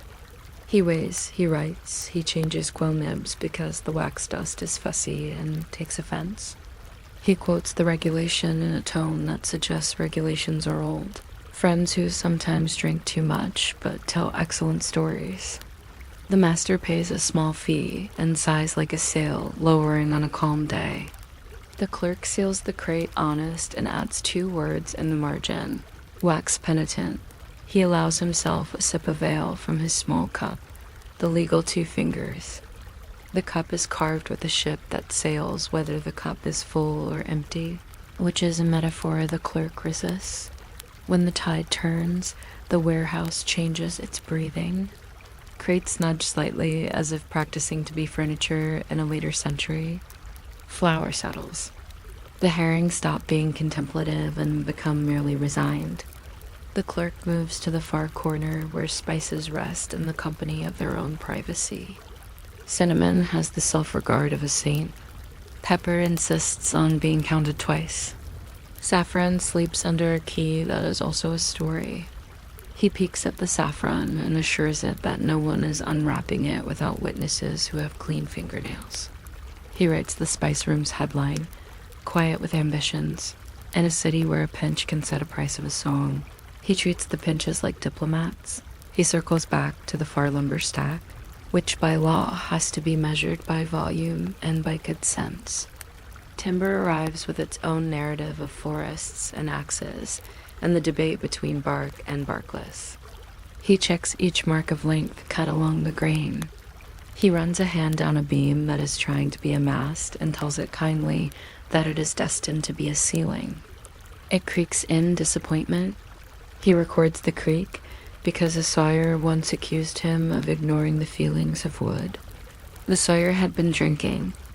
The clerk responded by inventing on the spot the column Soundings, where he lists the building's small opinions. Tonight he writes, "Beam 7 longs for voyage." Approved for roof. Every hour he steps outside to look at the water because the city keeps a complicated relationship with boats, silt, and moonlight. The tide schedule pinned to the door with a fishbone expresses hope. The moon seems amused. He meets the watchman at the corner and exchanges that most essential frontier of civilization, the receipt for a conversation. "All ordinary," says the watch. "Ordinary," says the clerk. They speak briefly about a stray cat who has been auditioning for the role of warehouse guardian and failing due to friendliness. The clerk registers the cat as a non-liability by drawing a tiny cat beside the word. Rodent. This counts as documentation. Inside again. He inventories the tools that no one else cares about, but which keep the place more honest than any sermon. The hoop driver, the adze with the shy edge, the Cooper's compass that draws circles mercifully true. He oils the adze. He tests the compass. He writes, "Circle ready for doctrine." He turns the page to the list of swearable facts, items he could attest to in front of a council without needing an ale first. He adds one, "New rope on jetty will outlast the mayor." It's a joke written very small. Only future clerks will see it, and the rope will back him up. Just before dawn. The bakery cart squeaks down the key like a sentence that forgot its verb. The air warms by 1 polite degree. The clerk performs the closing ceremony of the night, the hand sweep. He sweeps the air over the ledger once, which locks in truth but not in stone. Twice over the scales, which pardons any small numerical hiccups committed in good faith. And once over his lamp, which thanks the flame for inhabiting its circle. He closes the exceptions book with a soft knock. Priests close books this way too. In a trading city, everything eventually learns from everything else. He ties string around the keys so they will not creep into arguments in his pocket. He aligns the weights like soldiers on break. He writes his last line, "Doors honest." River fair. Egg astonishingly cooperative. He blows the lamp to its useful memory and leaves the building to its very competent spiders. Outside, fishwives yawn into the day. A boy runs with a bucket and a sense of destiny. The baker smuggles warmth into the morning for everyone. The clerk carries the ledger home as if it were a sleeping child and places it on the shelf that sags under the cumulative weight of consistent days. After a nap brief enough to make sense. He will return to find a new argument between the barley and the rye, a new rumor that the salt from Kolberg has more opinions than necessary, and a crate of nails that rattles with knowledge of ships it will never meet. He will reset the ropes and the rods. coax the wax into admitting what it is, consult the egg like a civic oracle, and listen to the barrels with the calm of someone who knows that most economic history is a matter of checking the hoops. He will, with the seriousness of a man in charge of ordinary things, write another small fact onto paper, and that fact will be just heavy enough to hold the night in place until the next tide. If your eyes are heavy, you understand him perfectly. Numbers breathe, wood complains, laws shake hands with brine, and a clerk in a wooden building keeps the city quietly stitched to itself with ink, a lamp, and a willingness to let the egg float exactly as much as it must. No more, no less, until it is time to ring the bell that says, again, that everything is ordinary and very much in order. You might not expect the quietest hour in an embalming quarter to have its own schedule, but it does. When the jackal constellation rises, low and patient, Per-Nefer blinks awake one wick at a time. The scribe of oils and rites, who answers to a name no tourist would pronounce the same way, twice lights, 2 lamps. One for the living assistants who forget where they left the twine, and one for the watching gods who never forget anything at all. He cleans the lamp rims with linen that was once a festival banner and now enjoys an afterlife as a rag. And he records the exact brightness in his ledger using a small scale of his own invention. Honey, copper, and moon left on. If you're still awake when we reach the part about counting grains of natron, you may subscribe to this channel of very gentle bureaucracy or don't. The ibis will not be offended. The scribe warms his reed pens over the lamps until the ink behaves like ink, not like history, and sets the first line. Night clear, wind from the river, cats numerous, omens average. A row of clay jars stands like vowels, each with a different tone. One holds cedar oil that smells like philosophy. One smells of myrrh and old conversations. One has nothing in it yet, but is important because it will have something later. He taps their seals lightly to wake them, the way you might greet a sleeping teapot. Beyond the doorway, the necropolis is as busy as a sleeping cat by, which I mean completely still, while thinking of everything. Someone coughs in the courtyard. A deco considers a wall and approves it. Down the path, a file of bearers arrives, another body, another name to record, another set of careful rules to apply like gold leaf. Thin and sure. The procession makes the tiniest possible music, papyrus creaking, sandals agreeing with stones, the broom whispering its votes. The scribe, who has been doing this longer than anyone remembers being 20, counts the days of purification on his fingers, 1 too many.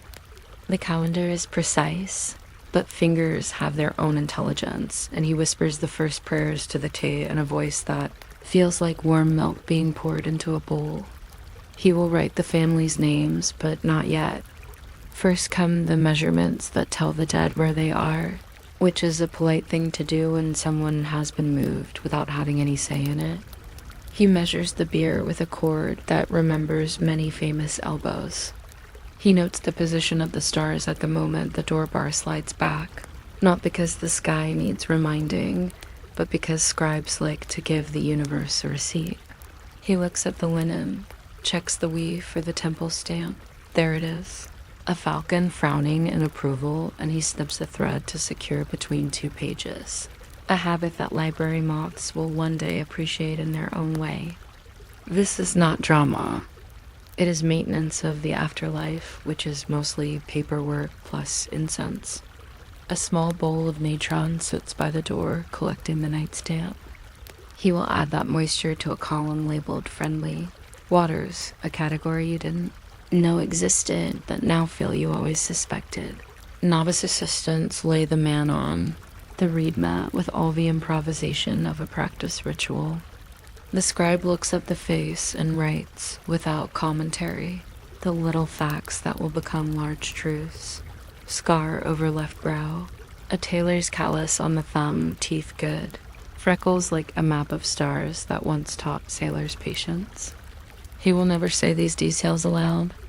They are the quiet lineage of a person, and the gods prefer their paperwork exact. At the threshold, he draws a chalk sign that tells wandering spirits politely to wait for an invitation. It works most of the time. He warms resin in a shallow pan so the room will smell like holidays remembered from 3 generations ago. He draws a stool close to the feet and sits like a man listening to a river he has memorized.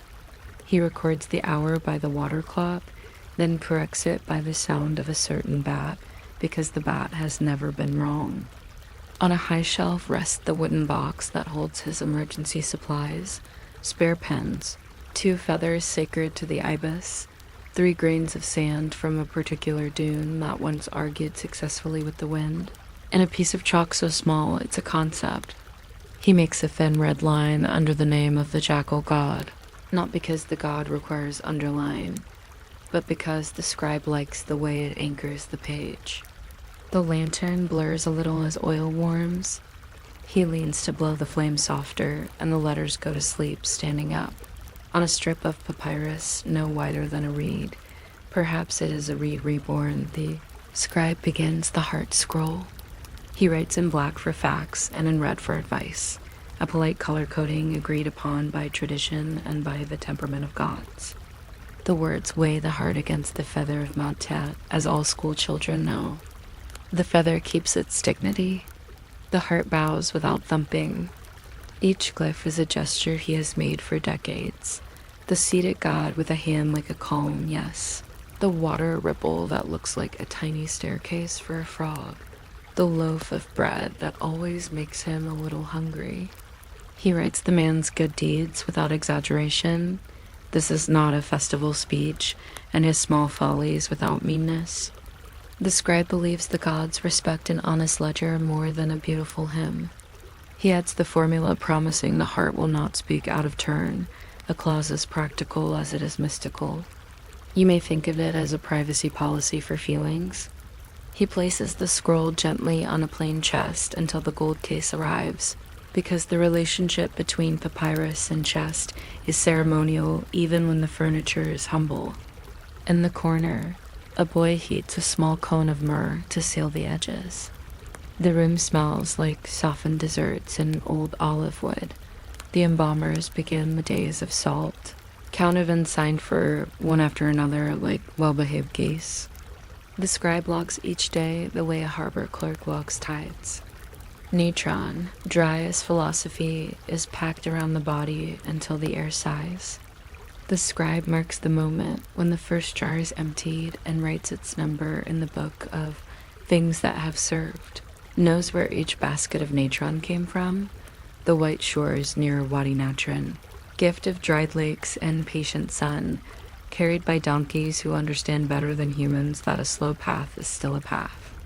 He keeps a sample of each batch in little cones, just enough to test for mischief. He sprinkles a pinch on a dish of water and watches how it settles.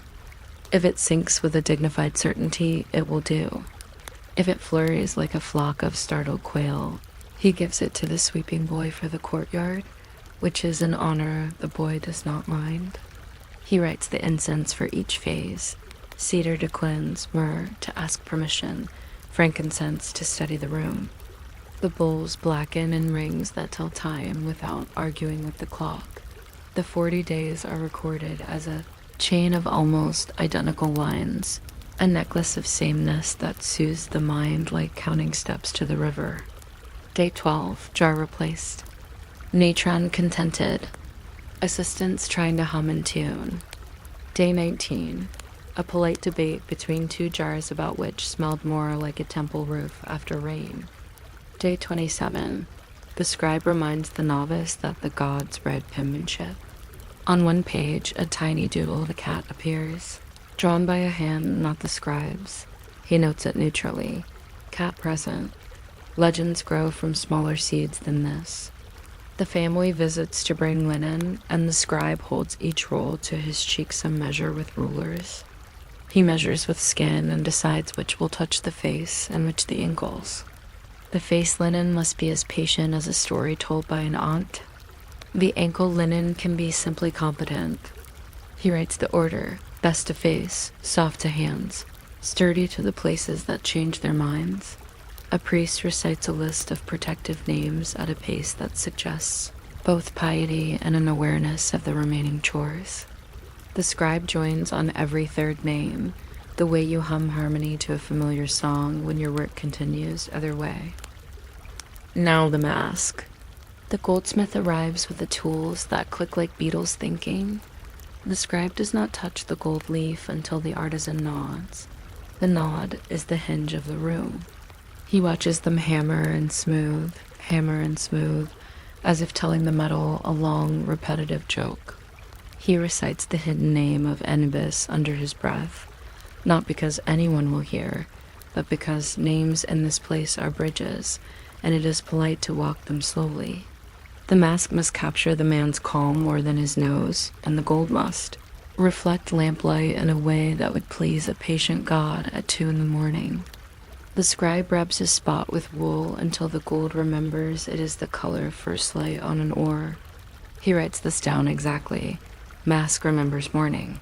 He unwraps small amulet scarab, jet pillar, eye of Horus, and places them according to a plan older than the alley out fret. He notes which prayers were paid for and which prayers will be sung anyway because the singers have habits stronger than silver. His ledger has a column for extra kindnesses, where he records the unbilled details that make the gods. Say yes without using words. There is a ceremony in which the family whispers among themselves while the scribe weighs silence. He stands a little to the left so the grieving can look at the floor without bumping into his sandals. He writes the arrangement of amulets in a shorthand that looks like falling birds. The scarab goes at the heart, the pillar strong near the spine, the eye on the throat to keep the names from wandering. He writes the phrases that will go with the amulets, the ones that promise clear roads and good shade and water that tastes like a canal at dawn. A boy brings in a tiny bronze jackal that has lost an ear and found it again, and they set it near the incense burner as if it were a senior official overseeing quality. The scribe drafts a small line in red. Jackal hears his echo. It is not necessary for theology, but paper likes being treated as a witness. The mask receives its final blessing. A thread is tucked in place. Every small thing is a hinge, and each hinge has to be aligned with a patience that would make a calendar-proud dot at last, the final night before the tomb seals. If you were expecting drama, I regret to inform you we do not have any. We have a procession that knows the route without looking. Under moonlight, the scribe walks behind the bier as the flutists play the song of departing breath in a key that keeps dogs from commenting. He carries the papyri rolls not too tight, not too loose in a basket that once held cucumbers and now holds immortality with the same humble competence.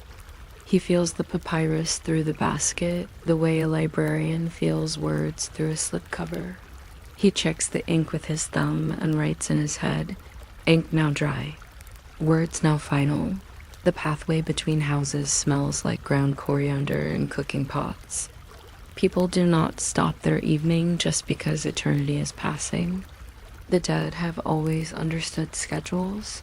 The necropolis opens like a well-behaved book. The scribe keeps his eyes on the sandals in front of him, counting the rhythm that keeps pace with his notes. The priest recites addresses to the guardians of doors who love inventory, to the keepers of air who appreciate good posture, to the cool breeze that knows which cheeks to touch first. The scribe answers politely every few lines the way a student answers a kind teacher. In the tomb, torches flare in a useful way, and soot writes its temporary annotations on the ceiling. The scribe locates the west wall where the story curls into itself like a resting cat. He reads the painted texts with his lips, ensuring the gods hear them twice. When the coffin settles into its niche, the room adjusts its echo, and the scribe nods to the echo as if it were a colleague who prefers to work from home. He places the heart scroll in the chest cavity, his hands steady from doing this more times than the moon has counted breakfast. Now the last grain of sand. This is the part the scribe likes because it is both nothing and everything. He keeps a tiny bag of very particular sand, sifted by a man who takes pride in sieves. At the tomb's mouth, he places one grain just, one on the threshold, so the spirit will not stumble entering eternity. It is the size of a blink, and it is a ceremony of courtesy more than of law. He has seen men who ran cities forget to say thank you. The dead do not forget when a scribe gives them a grain of sand shaped like a promise. With the priest, he seals the door in plaster and signs the final ledger. Name, lineage, offerings, neighborhood, childhood nickname if anyone said it out loud tonight. He writes the weather because the weather addresses the gods in a language of its own. The torches fade as they always do, which is to say with a sense of accomplishment. The night becomes a useful hush dot back in Per-Nefer. The lamps are set to low, a dim that tells tools to begin thinking about morning. The scribe cleans his reed pens against the grain so the points will remember to be sharp in the right direction. He counts his jars, a simple arithmetic of presence that would be soothing even if you were very awake. He pins one dropped hair. In the margin, a signature used by no law but several consciences. He writes his closing line, almost identical every time and somehow still satisfying. Work complete, names correct. Sand given. He caps the inks, pats the papyrus stack the way one might pat a cat that has decided to live forever in the lap of this particular chair. He leaves the lamps with their wicks folded into little sleeping curves. The quarter quiets itself. For a long moment, he stands in the doorway with the ledger against his chest and watches the jackal star. In the distance, someone laughs softly, a sound like a pot agreeing with its lid. He thinks of nothing crucial. He thinks about whether the cedar jar should be moved to the second shelf, so the novices stop pretending it is heavier than it is. He thinks of bringing a better cup tomorrow for the river water he never remembers to drink. He decides the ink would enjoy being decanted into the narrow-necked pot, which is a sentence you may never have thought you would hear. The sand under his sandals pretends to be still while feeling very accomplished. He walks home on the kind of night that never hurries anyone. At the door, he wipes one square of chalk from his hand, because chalk loves departure marks almost as much as arrivals. Tomorrow there will be another set of lamps. Another procession of the unfished dead becoming finished. Another heart scroll, asking the same old question with the same gentle conviction. Another argument about gold leaf being thin but not too thin. Another weighing of silence that tips the room toward breathing. Another walk through cool corridors with flutes that make daylight feel like an option. The gods will remain exacting and patient. The jars will become older and somehow more themselves. The reed pens will remember every stroke they have ever made and none of the ones they refused, which is a nice rule for pens and a fine one for people. And the scribe, whose name you would pronounce correctly if you said it like you say your own in the quiet just before sleep, will do as he always does, write carefully so that passage feels like completion, perform tiny mercies because the large ones depend on them, and place a single grain of sand where a foot will never trip. So the road into forever begins with courtesy underfoot and ends wherever the jackal stars pretend to blink. You might not expect a neighborhood where nobody talks above a murmur to keep such careful hours, but Per-Nefer, the embalming quarter, likes to begin when the jackal starts climbing the sky and the cats start reporting on it. The scribe of oils and rites wakes his lamps with the tidiness of someone who has argued with soot for most of his life and lost politely every time. 2 flames, as the manuals insist. One for the living assistants who misplace twine as if it were part of a ritual, and one for the watching gods who never misplace anything at all. The wicks accept a touch of fresh oil. Today's oil smells faintly of almonds and administrative decisions, and the room turns the color of hammered honey. If you're still awake when I reach the conversation about counting grains of matron, you are welcome to subscribe, though there is no penalty for choosing sleep instead. A careful yawn is as good as a signature in this quarter. The scribe warms his reed pins over the light, not to be dramatic, but because ink appreciates a good stretch. He writes the date, the shape of the moon, and the number of cats, which is always plural even when the cat is singular. On the wall, a list of jars waits like a row of vowels, each with a lid shaped for a different god's attention span. He taps them awake with a fingernail, cedar for cleansing, myrrh for frank conversation, frankincense for serenity, and an empty jar that exists so nothing feels left out. He is a small man with the shoulders of someone who has carried many names without dropping one. The door thuds, not loudly, but at a volume that understands agreements. A file of bearers approaches with the slow authority of people who have memorized the street with their feet. Another body has arrived, another name to arrange among the others like a careful string of lintels. The scribe counts the days of purification, a number that never surprises him and always pleases him. He says the first prayers for the K the way he might hum to make sure a room can hear. Chalk marks the threshold, once for good fortune, once for good posture, once because chalk likes to be used. The family waits in the courtyard with the silent patience people acquire in hard weather. They bring linen, rolled like promises, and they bring stories, also rolled, which the scribe will not write but will note with the corner of his eye.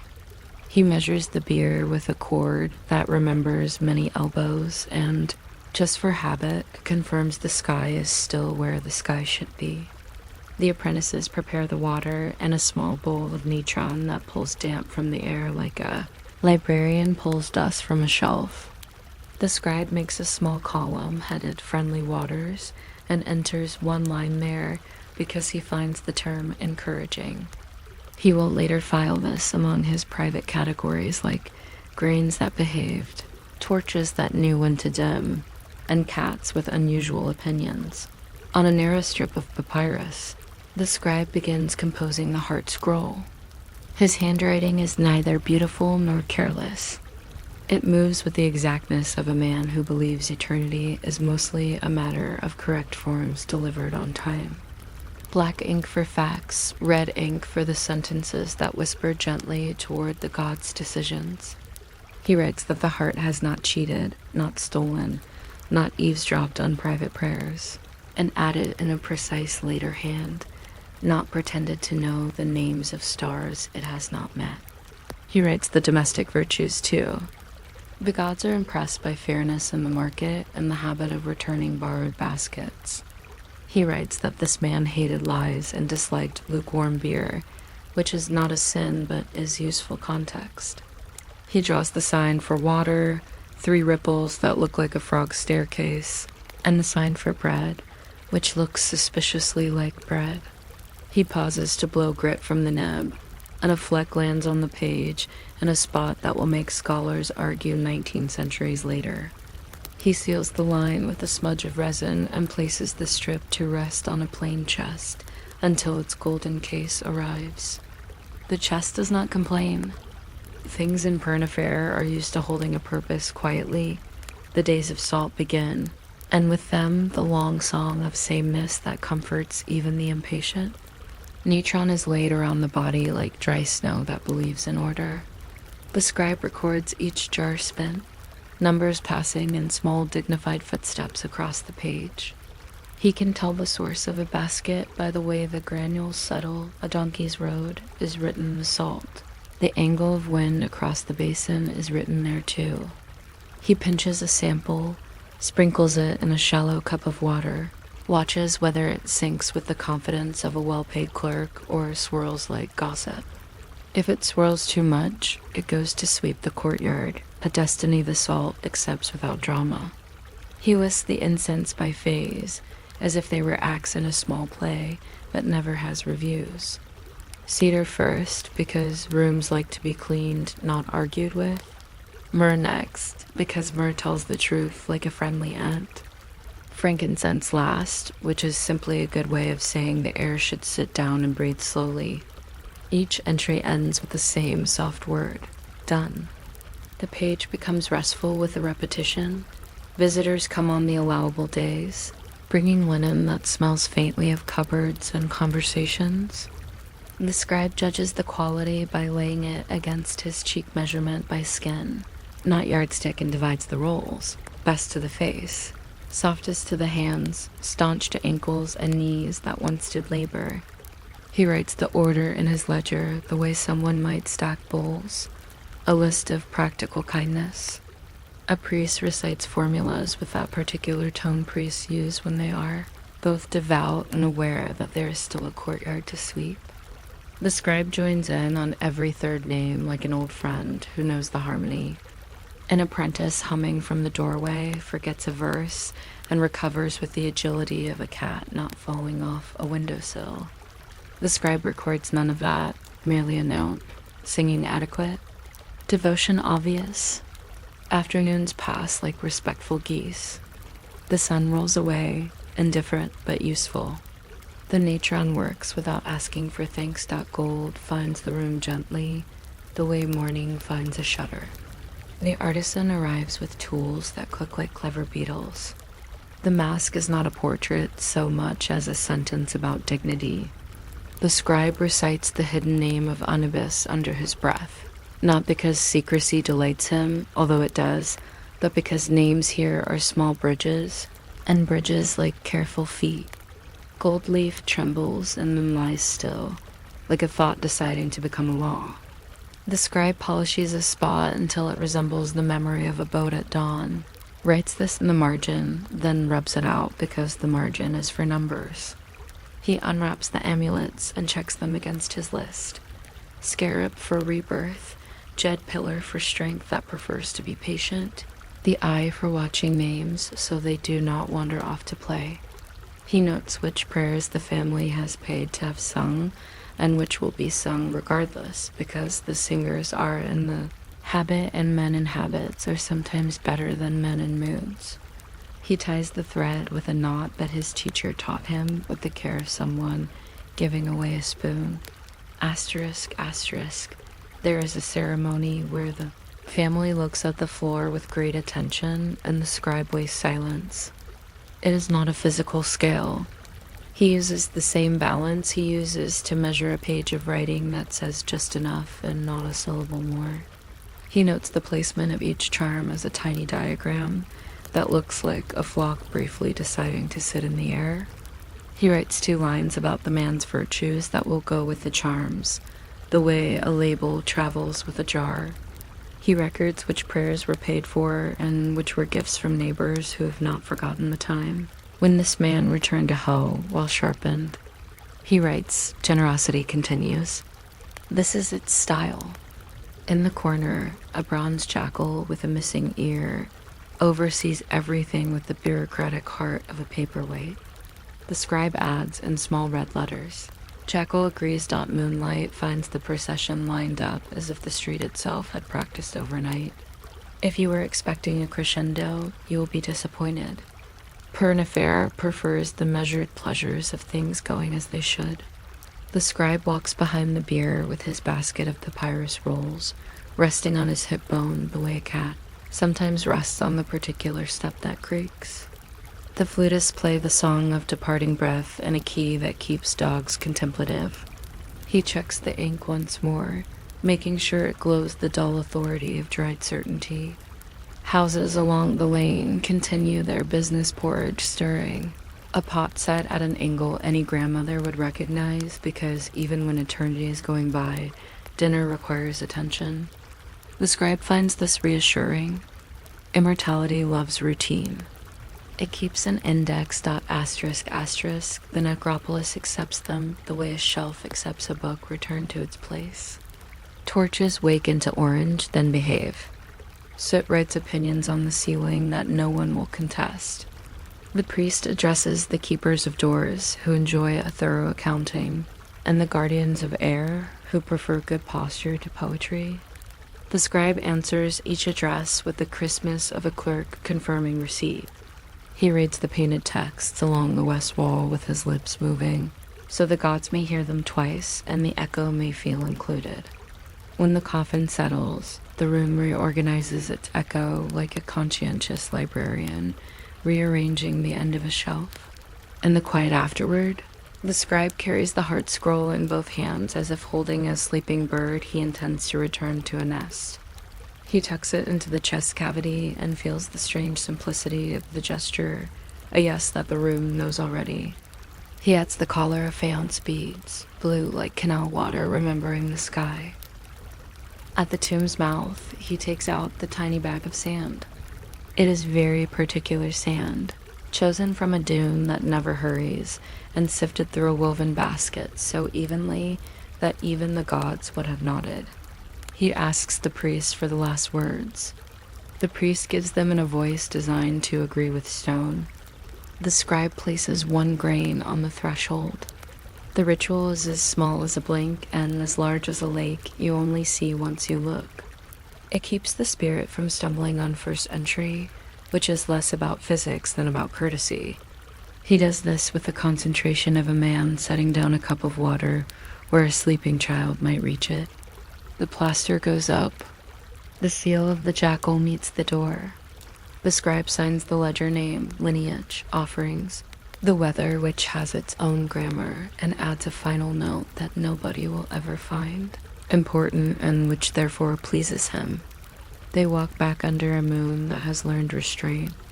The lamps in Per-Nefer are turned low, a kind of dusk pretending to be a room. The scribe cleans his pens against the grain so they remember which direction their future will be. He counts the jars again. Arithmetic in Per-Nefer is a lullaby. One of the apprentices tries to stack the lids by animal and gives up because the baboon refuses to balance on the falcon. The scribe drinks water the way people drink water when they are trying to see if it helps. He sets the basket down. He pats the papyrus pile. He folds the small piece of cloth he used to wipe the nib the way you might fold a mood. He writes the last line of the night, work complete. Names correct. Sand given. The lamps agree by becoming less. He stands in the doorway before going, the ledger against his chest where it feels like an extra rib. Sounds arrive from the quarter in the register of under conversations, a pestle thinking, a cat deciding it has always belonged on that shelf, a small laugh shaped like a shared loaf. The scribe thinks about moving the cedar jar from the first shelf to the second so the novices remember not to pretend it is heavier than it is. He thinks about sharpening the reed knife at a different angle because yesterday it made a letter look more ambitious than usual.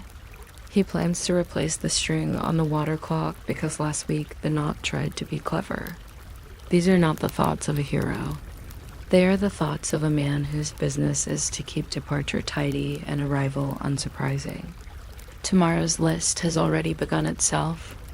Another procession will find its pace between households cooking onions. Another heart scroll will ask the old questions with excellent penmanship. Another mask will accept hammer and polish with the patience that makes metal seem polite. Another set of amulets will rest where sewn thread tells them to rest. And silence will be weighed again by someone who knows the units. The priest will enter with a voice that remembered the last time and expects to remember the next. The flutist will play the same melody that makes the dogs reflective. The cats will behave like auditors who sleep on documents for spiritual reasons. The scribe will write as though the gods appreciate neat columns, and they do, and he will sign as though names like to be held for a moment by human hands before the winds take over. His reed pens will be ready because he asks them gently. His jars will be ready because lids like to be turned. His chalk will be ready because chalk loves thresholds. And somewhere above, the jackal star will make its timeless, unhurried climb while Per-Nefer and all its soft industry turns toward sleep like a city placing one last grain of sand where nobody will trip, and leaving it there, patient as a ledger that closes itself when the room is finally quiet.